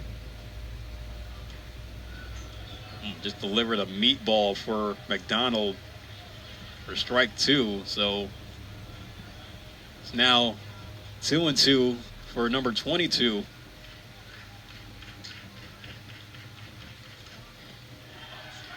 Got him looking. Michael Sharman continuing to hand out backwards Ks all day to the Stanford hitters. And oh, by the way, Sharman has retired 11 straight batters. And just complete dominance on the lefty out of Georgia. He continues to show it, keeping Clemson up 2-1. We go to the 8th. Walking back here on the ACC Network Extra, Philip Hall on the call alongside with Troy Clarity. 2-1. Clemson still hold the lead after Left fielder Jack Crichton made a miraculous home run robbing catch on J.J. Moran in the bottom of the 7th to keep the Tigers in front. But Colin Gomez comes back out to the mound as I hand it off to Troy Clarity, who will bring us home for 8th and the 9th inning. All right, thank you, Philip. Clemson trying to go up 2 games to none in this series and win the series outright. If this result holds, they will do just that. Nate Savoy looks at the first pitch fastball outside for ball 1. Savoy 0 for 3 so far today. Still looking for his first base hit of the weekend. Scoman throws that one into the dirt. And Savoy is ahead in the count, 2-0. Gomez, just the 3rd pitcher used for Stanford this afternoon. Sam Garwal started, 3 innings of shutout ball. Parker Warner, 3 1/3, but got charged with 2 runs. That's a fastball that gets the outside corner, 2-1. Difference in this game right now, a 2-run single by Tyler Lichtenberger. That in the 7th inning.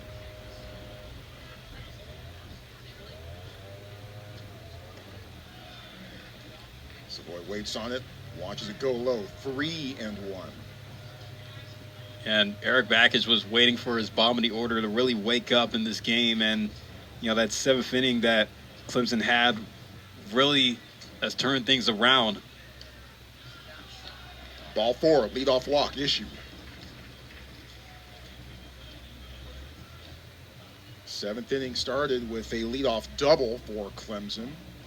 The 8th inning begins with a leadoff walk. And now here comes Jacob Jarrell. Jarrell singled in the 2nd, later advanced to 3rd on a 2-base throwing error by Stanford pitcher Sam Garwal, but was left stranded there.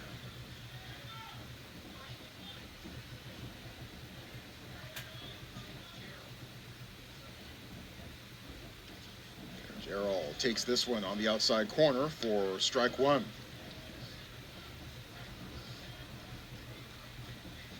Gomez, sophomore from Anaheim Hills, California. No balls and 1 strike. Unveils the curve and misses high. 1-1. A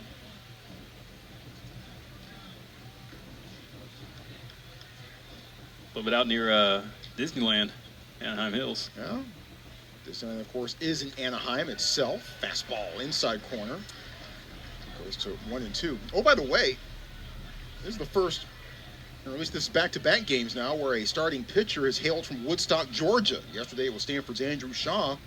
Today it was Clemson's Michael Sharman, who's still technically in the game. Big swing and a missed strike 3. Jacob Jarrell goes fishing, but can't connect. 1 away. That was a good off-speed pitch there from Gomez, and you just falls down low, that late break. And Gomez fired up after the strikeout, too. Crichton at the plate. And Crichton, depending upon what happens with Michael Sharman, Crichton could lay a case to being the player of this game, at least as of right now anyway. As he's about to face the 1-0. Fouls it off. Crichton with the leadoff double in the 7th. Later came around to score the tying run on Lichtenberger's 2-run single. That also knocked in Luke Gaffney. And Crichton also with a sensational leaping grab at the fence in left. Big swing and a miss here. That grab robbing J.J. Moran of a potential game-tying home run. They're going to take one more look at it and just see the verticality that Crichton had at the wall to grab that home run that could have tied the game for Stanford. And I'm sure they got back to the dugout. Michael Sharman probably giving the biggest hug of his life. No doubt. Pitchers appreciate plays like that. Pitching and defense work together, hand in hand, so often. 2 balls, 2 strikes. Wrapped up the middle. diving stop. Bates throws to second. That's all Stanford gets. 2 away. Not a bad play there. Charlie Bates trying to protect the middle.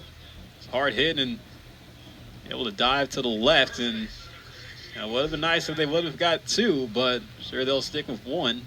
Still 2 out. That's Luke Gaffney.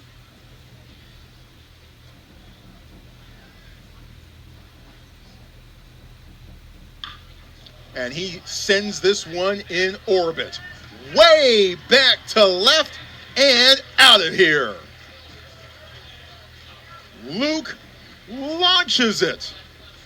And 2 big runs come across for the Tigers.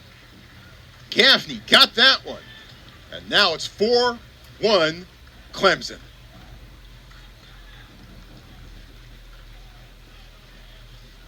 And that was not a cheap one. And you can see Gaffney just pimping the home run there, flipping the bat. Just nothing that McDowell could do. Just had to watch it fly. But, the fastball left on the inside part of the plate, and he sent it 412 feet over the left field wall. That's all? Felt further. 103 off the bat, but was able to feed the trees another baseball. Just like that, it's a 3-run lead for Clemson with Jason Foltz Jr. at the plate. And he goes opposite field here and gets it down for his first base hit of the game.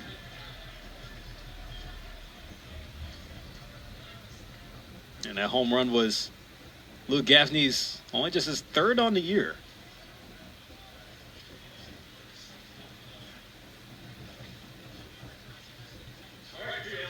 So Foltz at first. As we look again at his opposite field single. And Ty Dally, who walked in his last plate appearance, comes up.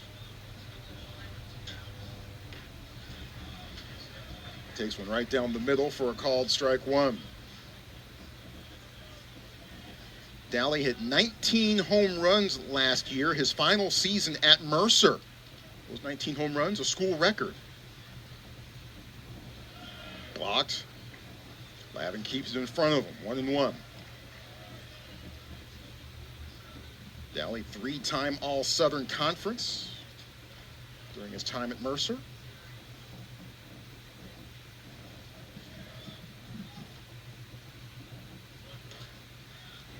Gomez fires a strike. Goes to 1-2. Folks may not remember, but Mercer had a star quite a while ago. Remember Kyle Lewis in the first round to the Seattle Mariners? Came out of Mercer. I had to think about it there for a second, but now it's coming to me. Count goes to 2-2. Dally 0 for 2 today.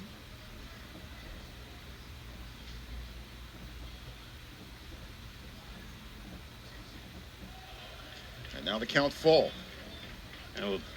Kyle Lewis, he was the Golden Spice Award winner back in 2016, where he went 11th overall in the 2016 MLB draft to Seattle. And he even took home the Rookie of the Year in 2020 as well in that shortened season. Payoff pitch, swing and a miss. That's strike 3. But Clemson strikes again. A 2-run blast by Luke Gaffney, extending the Tigers' lead to 4-1. Bottom of the 8th from Sunken Diamond in just a moment here on ACC Network Extra. That's Deion Brown, the new pitcher for Clemson, only the second one for the Tigers today, as Clemson takes a 4-1 lead into the bottom half of the 8th inning. Brown is a sophomore from York, South Carolina. The righty's 5'10", 155. And Brown, about to make his 8th appearance of the year, has a 2-1 record and a 1.12 ERA. 16 innings pitched, 10 hits, 7 runs, but only 2 of them earned. 19 strikeouts versus 5 walks. Opposing batters hitting 182 against Brown, who has hit 3 batters along the way. 7, 8, 9 batters here in the bottom of the 8th for the Cardinal, beginning with Ethan Hott, who looks at a first pitch strike from Brown. Hott 0 for 2, flew out deep to left in the 5th. Not quite as deep as J.J. Moran, who led off the 7th with a ball that appeared to be headed over the wall, but Jack Crichton snatched it back, prevented Stanford from tying it at 2-2. And a play that looms even larger now, especially considering that Clemson was able to tack on 2 more on the top of the 8th. Yeah, that 2-run home run that Luke Gaffney hit, pretty much telling J.J. Moran, yeah, let me show you how it's done, kid.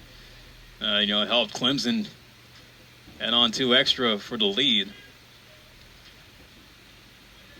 Hott stepping back in against Deion Brown. Just tipped.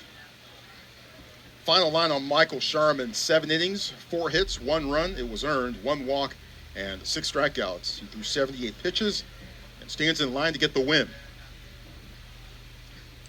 Just a solid outing today by Sharman, and the 0-2 low and away. It's just, like Stanford, it almost felt like they had them figured out, but again, the pitching for Stanford is pretty much kind of caused the issue for Clemson to get back in this game. However, Hott laces this one over Fultz into left field, and Hott still going, speeding in with the sliding double.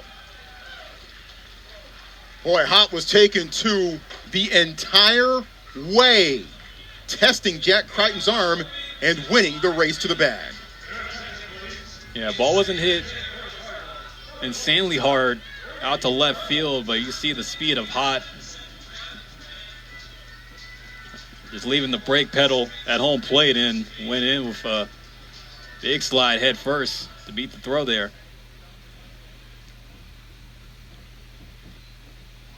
Got a pinch hitter here in Tatum Marsh's spot in the 8 slot in the order. This is Brady Reynolds. As that pitch goes down low for ball 1. Reynolds, a junior from Bakersfield, California. And he's hitting .250 on the year with 1 home run and 5 RBI. Reynolds hit 8 out of the park last year. And that one bounces once again to Savoy, who's able to save that one from going all the way to the backstop and giving Hott at least 1 base. 2-0, the count now to Reynolds. And Reynolds does have 1 home run on the year. It came in that series against Pitt a few weeks back. Big cut by Reynolds, 2-1. I want to correct something I said earlier in the show, as Michael Sharman actually retired the last 7 batters that he faced. He did walk Tatum Marsh along the way, but he did end up retiring his final 7 batters faced. The 2-1. That's low, 3-1. Brown in his last outing threw against Miami last week, 2 2/3. Gave up a hit, 4 runs, but none of them were earned. Still got saddled with the loss as a result. 3-1 to Reynolds. Inside corner, count full. And it's good for Reynolds to take a look at some pitches here coming off the Charger. You don't want to be in a position where you want to swing early in the count and blow in a bat. Off the fists. Steers that one foul down the third base line. Brady says, okay, I think I got it. Well, you've seen a few. It's deep in the at-bat, so you just try your best to win the duel. Go for the walker, go for the knock. The 3-2 pitch from Deion Brown. Just misses outside. And Reynolds takes first base. It's a great at-bat there for Brady Reynolds. Especially with the fresh legs. Brown wanted the call, but that's a little bit off the dish there. And he got the fastball to 95 that time, so he's pumping heat, as you can see. At 5'10", 155. Yeah. That's impressive. You don't need to be 6'6", 240 to throw gas, folks. Yeah, no, and for the kids watching at home, you know, that power you could build from the mound that throw that hard really comes from the legs, and also just trying to get that torque to be able to turn your body and toward it so you can bring that heat. Eric Bakich out to the mound. He is the Clemson head coach in his 4th year in that role. Previously the head coach of the Michigan Wolverines from 2013 to 2022. Along the way, he led Michigan to the 2019 Men's College World Series. In fact, they went all the way to the championship series before losing to Vanderbilt. That was a good Michigan team that year. You know, I had some guys went on to have successful careers afterwards, but, you know, Eric Bakich, you know, he's had winning success in previous jobs, so, you know, when Clemson gave him the chance to take the helm to become the new skipper, you know, they're expecting the same kind of results. Yep. New pitcher coming in for Clemson. We'll tell you about him in just a moment. Tigers up 4-1. However, Stanford has 2 on and nobody out in the bottom of the 8th. 4-1 Clemson leads here in the bottom of the 8th inning, but Stanford trying to get something cooking with runners at first and second, nobody out, and the tying run coming to the plate. That's why Justin Legurnick has entered the game for the Tigers. Legurnick, a junior from Dix Hills, New York. And he has done good things out of the bullpen. About to make his 9th appearance of the year, has a 1-0 record and a 2.84 ERA. Does have 2 saves to his credit, including one last week against the Miami Hurricanes. Legurnick, 19 innings pitched, 11 hits, 11 runs, only 6 of them earned, however. 25 strikeouts versus 7 walks. Opposing batters hitting 157 against Legurnick. A couple of hits, a couple of batters, and a couple of wild pitches. And also another thing on Legurnick, those 25 strikeouts, at least among the relievers for Clemson, that's the most amongst the relief pitchers. So, in a way, for Eric Bakich, Legurnick is usually the first option out of the bullpen, but now he comes in what you can consider a setup role. And now he faces Rashad Hayes, who was pinch hitting for Luke Lavin. Looks the first pitch from Legurnick down low. Hayes is a freshman from Oakland. Just hop across the Dumbarton Bridge, turn north on 880, and you'll get there in about 45 minutes or so. That's where I'm from. Hayes, 1 for 8 on the season so far, appearing in his 7th game. And he's ahead in the count, 2-0. And that's a big spot here for the freshman, the product out of Bishop O'Dowd High School in Oakland. Coming up with a chance to at least cut into this deficit. Could do it with one swing. 2 balls, no strikes. The pitch. Down low again, 3-0. And I think the decision for David Esker to pinch hit Luke Lavin, Luke Lavin struck out looking twice today, so going to be a change there in the 9-hole the rest of the way. The 3-0 to Hayes. Misses inside. Bases loaded. And a situation brewing here at Stanford. Especially considering who's coming up to the plate now. With Rentaro Sasaki about to stride up and try to add on at least one more run for the Cardinal.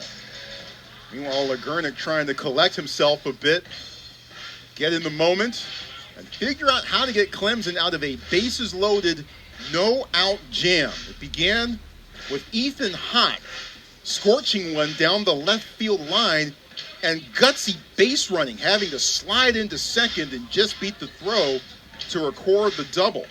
Since then, back-to-back walks by pinch hitters Brady Reynolds and Rashad Hayes gives us the bases full of Cardinal with nobody out in a 3-run game.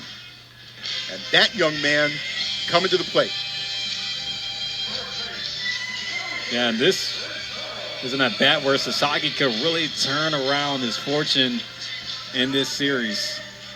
After going 0 for 5 last night, he did deliver a single early in the game today, but going 1 for 9 in the series is something that Sasaki, I'm sure, is not satisfied with, and he has a chance to really get Stanford back in motion with one swing, as he's the right guy to do it. We're going to have a pinch runner at first as the freshman Brock Sell comes in to replace Rashad Hayes. There's Brock. One of a couple of highly touted freshmen for Stanford. Brock Sell one, Brock Kettleson another. So Sell pinch running at first, Hott at third, Reynolds at second, and Sasaki at the plate. And that pitch gets the outside corner called, strike one. Make that 1 for 8 for Sasaki in this series so far. Still have the Sasaki shift, 3-man infield on the right side. Thinks about it, doesn't go for it. Ball one. Sasaki with 5 home runs over the last 11 games. Got the walk-off single against Utah Valley on March 21st. He had a laser shot over the right field fence earlier in that game.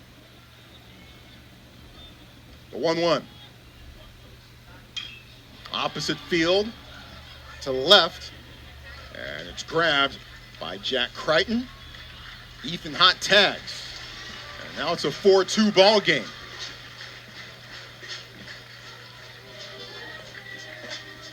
Probably not the result that Sasaki was looking for, but at least it's a productive out.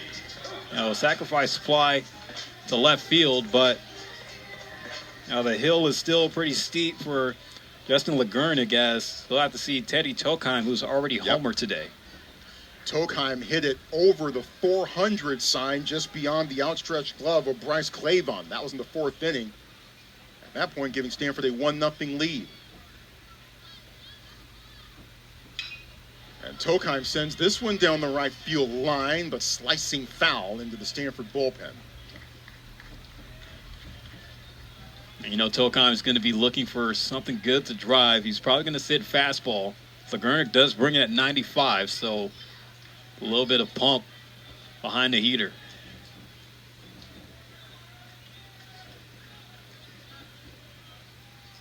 The 0-1 from Lagurnik.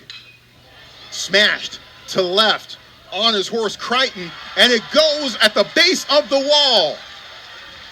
1 run scores. And Teddy Ballgame tomahawks another one. And the Cardinals are clawing back.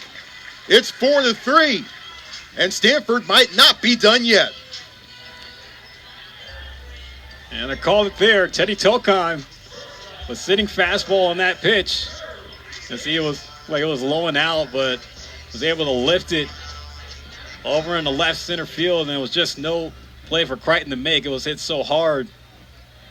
Now Stanford getting it within 1 here at the tying run over at third. Tokheim now becoming the go-ahead at second. Charlie Bates at the plate. That might have just slipped out of Lagurnik's hand just a little bit. 1-0. Bates with 11 multi-hit games so far this season, but looking for his first base hit of this series. 0 for 7 right now. Yeah, Sell at third base. He's pinch ran for. That one's right down the middle. That came on the pinch run for Hayes after he worked the walk. Yep, Sell at third, Tokheim at second. 2 on, 1 out. 2 already in for Stanford. Looking to draw level, to borrow the soccer term. The 1-1. Strike 2 called.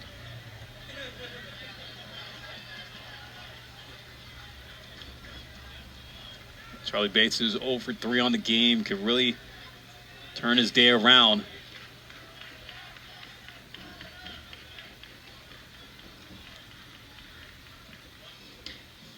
popped up, might be playable. Savoy and Fultz giving chase, and it just bounces into the Clemson dugout. Fultz Jr. gave it an effort. It landed just in front of the railing there. You see, there's some Tigers that had the scatter. Try to give Fultz Jr. the possible clearance.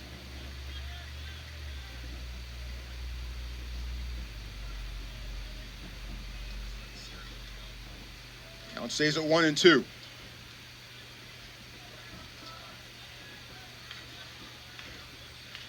Runners at second and third with one out.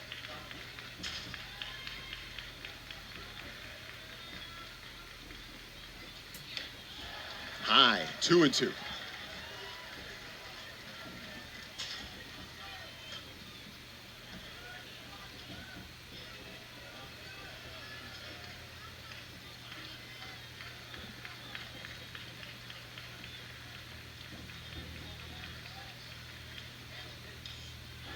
Just fouled off.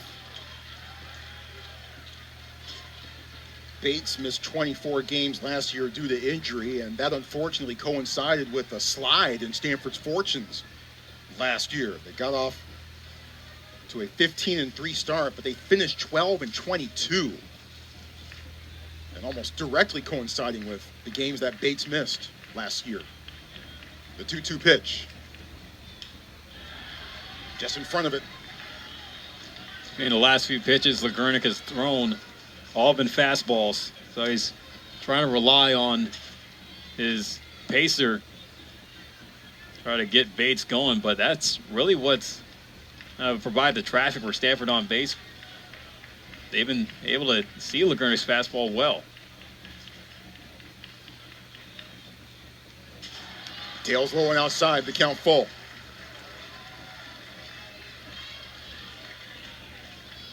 Off speed there on that pitch. Wasn't able to connect in the zone, however.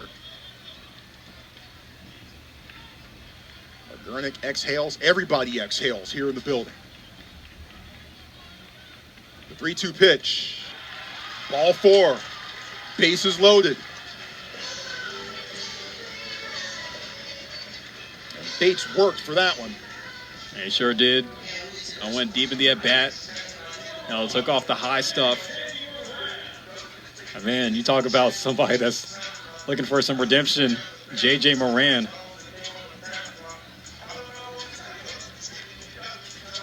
Moran sent one deep to left, but it was grabbed by Jack Crichton, who climbed the ladder and robbed Moran of the home run in the 7th inning.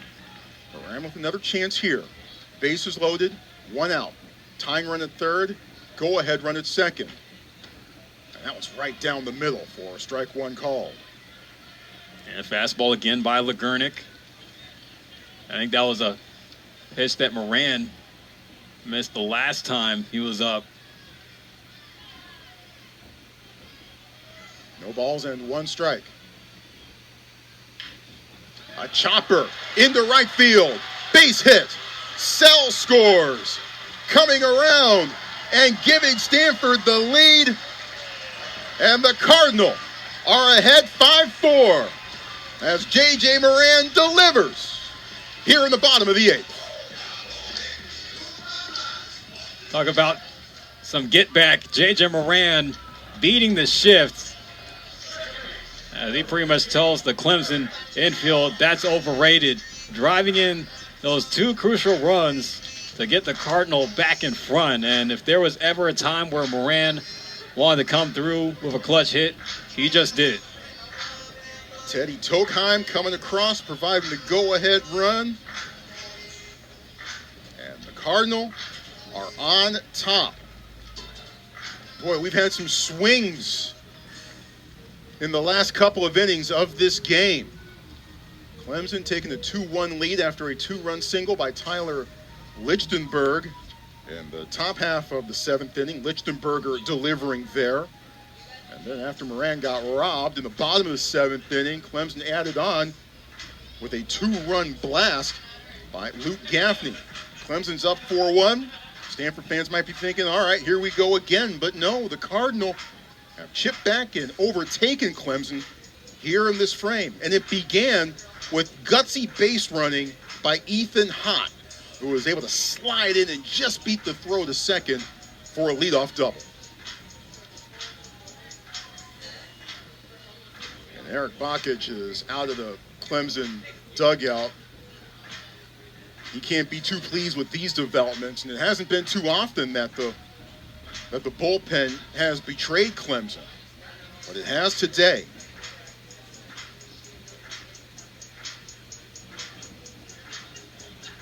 And there will be a new pitcher for the Tigers, the third of this half inning.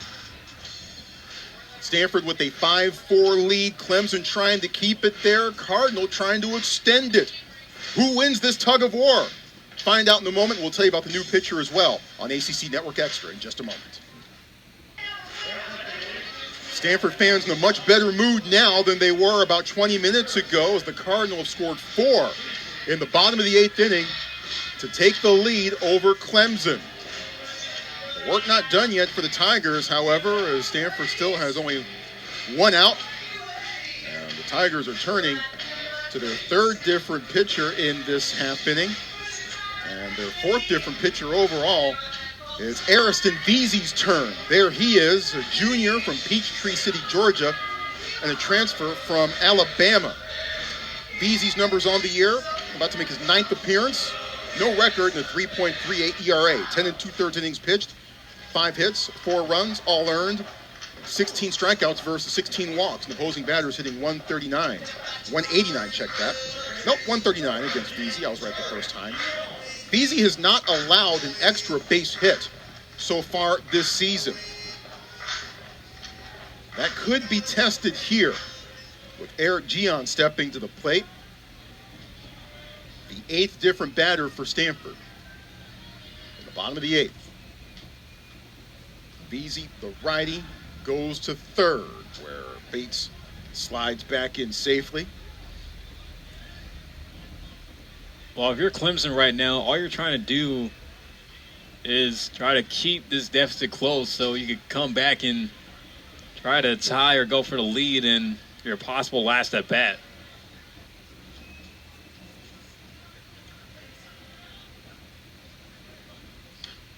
Gion fouls it off.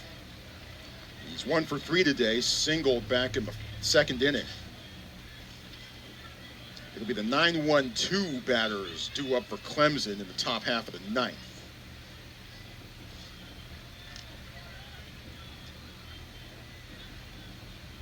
Insurance run at 3rd for the Cardinal, with 1 out. The 0-1 to Gion. In the air, ranging over, McCladdy loses his hat, but catches the ball. 2 away.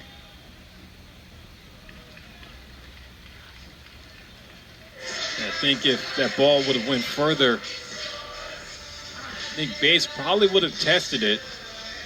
You know, on a play like that, you know, high risk to try to tag up, but, you know, that's a good out for the Tigers to get.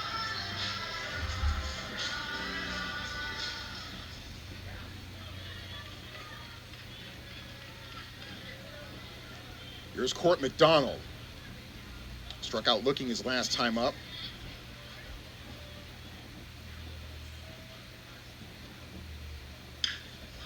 Chopper over the right side. The spin, the toss, and the side is retired. But not before Stanford does damage and comes back on Clemson. 4 runs across. 5 runs total for the Stanford Cardinal, who take a 5-4 lead to the top of the 9th. Can Stanford close it out? We'll find out in just a moment on ACC Network Extra. Cardinal overtook Clemson in the bottom half of the 8th. Can they hang on, get the win, and even up this series? Let's find out. Start of the 9th begins with a new pitcher for the Cardinals, Trevor Moore.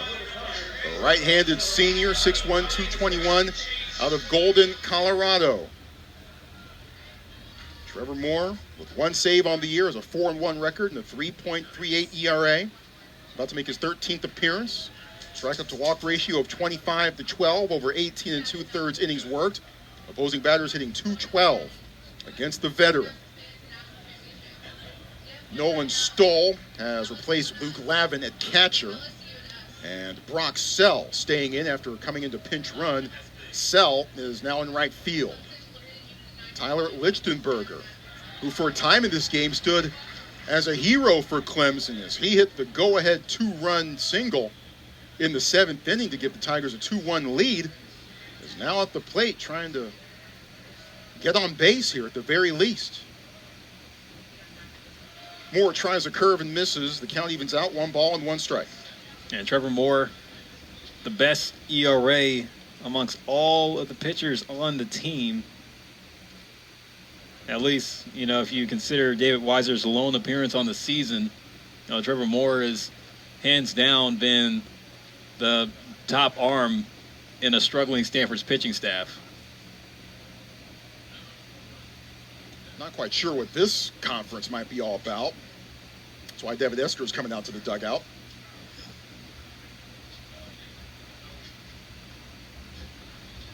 Esker, in his 9th year as the head coach here at Stanford, was the head coach at Cal, took them to the College World Series in 2011, and oh, by the way, was on the Stanford at 1987 national championship team.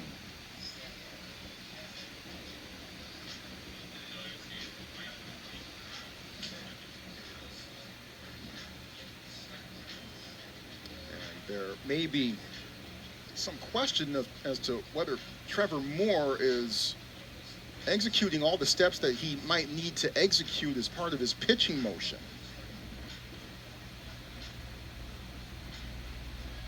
So that might be the conversation here. Oh, usually, Trevor Moore, he'll pitch from the stretch. So, I guess they're trying to warn him on the quick pitch. The conversation concludes to, I guess, everyone's satisfaction. And we'll resume play here. Yeah, but going back on Trevor Moore, he has the best strikeout rate, 25 and 18 2/3. Opposite field, back to left, and off the top of the wall. Lichtenberger heads in with a stand-up double. Tyler Lichtenberger trying to execute every opportunity he gets at the plate. See, he goes to opposite field. Almost had a chance to get out. Hit just off the base of the Stanford Medicine sign out there, but able to set the tone for Clemson here in the top of the 9th.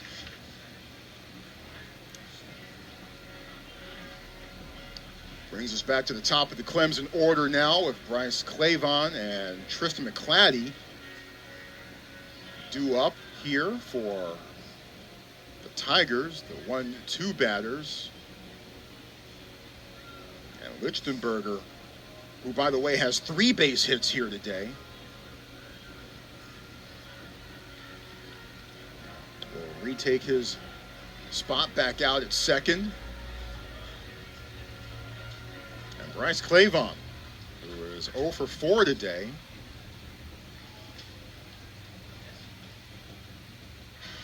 trying to see if he can, at the very least, push Lichtenberger across. Meanwhile, David Esker is talking with Darren Hyman, the home plate umpire, as they compare notes. And we're going to have a defensive change as Brock Kettleson, freshman from Scotts Valley, is heading out to left field, replacing Court McDonald. There's Brock. An interesting change there on defense. Kettleson coming in on a last-minute defensive substitution. As we know, Kettleson, he's a two-way player, so playing the outfield is what he does when he's not out on the pitcher's mound. So now you've got the freshman in at left field and at right field. Kettleson in left, Sell at right. And Bryce Clavon at the plate. He shows bunt, pulls it back.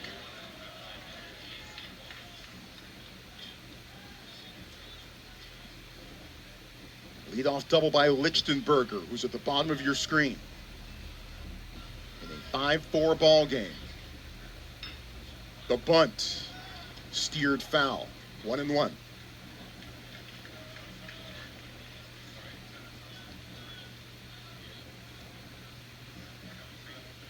Stanford corner infielders Moran at third and Sasaki at first, trying to crash on the bunt if it were to be put down by Clavon successfully.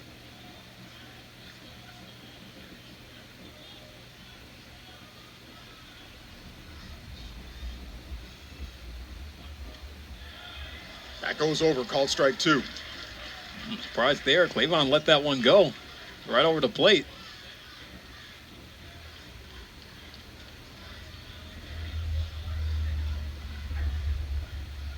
The 1-2.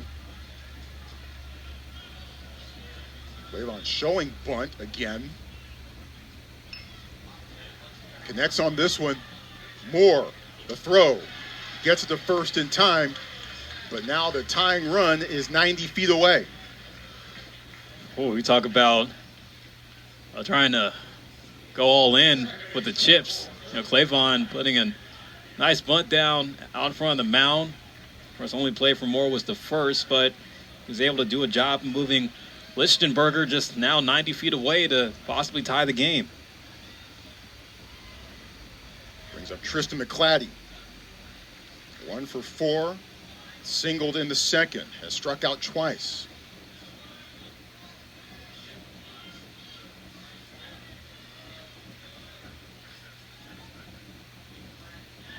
Goes around. 0-1. McClatty against Miami. Friday of last week hit 2 home runs, including the go-ahead solo shot in the bottom of the 7th. That ended up standing as the game winner.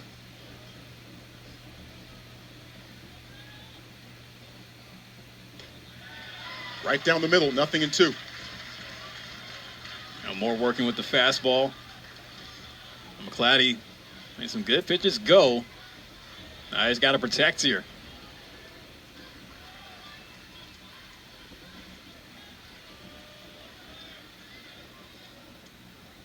The 0-2. Blocked by Stoll. 1 ball and 2 strikes. The infield has been shifted to the right for this plate appearance for McClatty. 3 men over to the right side of the second base bag. 1 ball and 2 strikes. Goes around. Big strikeout. McClatty could not hold up. And Trevor Moore just took him to the attic on that pitch. He just left it high, but McClatty took a bite at it, but didn't like the taste.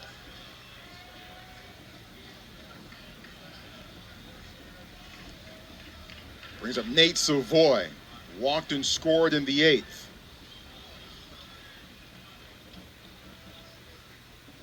Clemson down to its last out. Blowing outside, ball 1. Trevor Moore, a veteran of this squad. He actually led Stanford in 2024 with 28 appearances.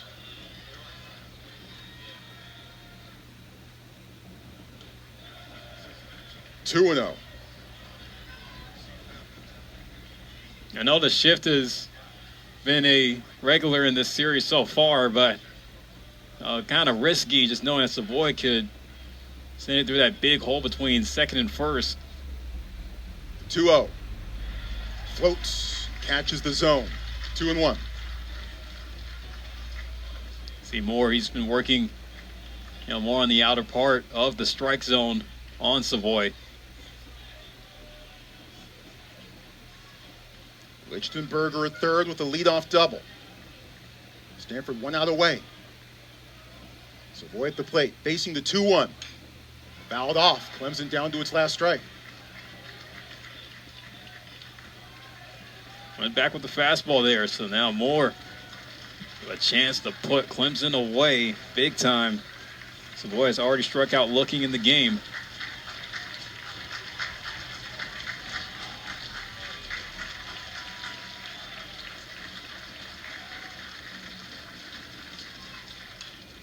popped up, not going to be playable, as that will land in about the 6th row.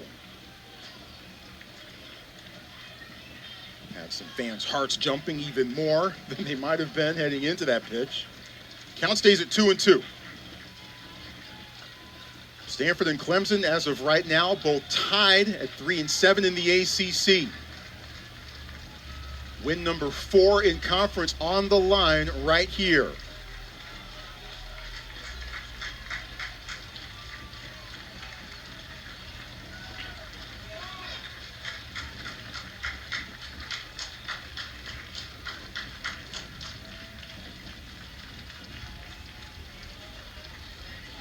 The 2-2.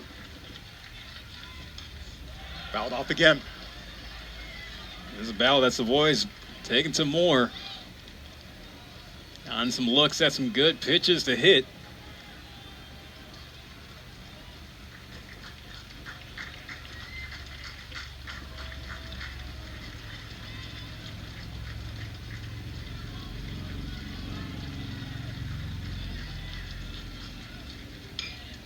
Fly ball to right. Sell back. Has a track on it. He makes the catch, and that's your ball game. The comeback Cardinal overcome Clemson. Down 4-1 heading into the bottom of the 8th inning. No problem.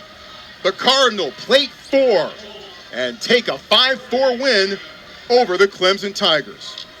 Stanford now back up to even on the season at 14-14. Clemson falls to 20-12.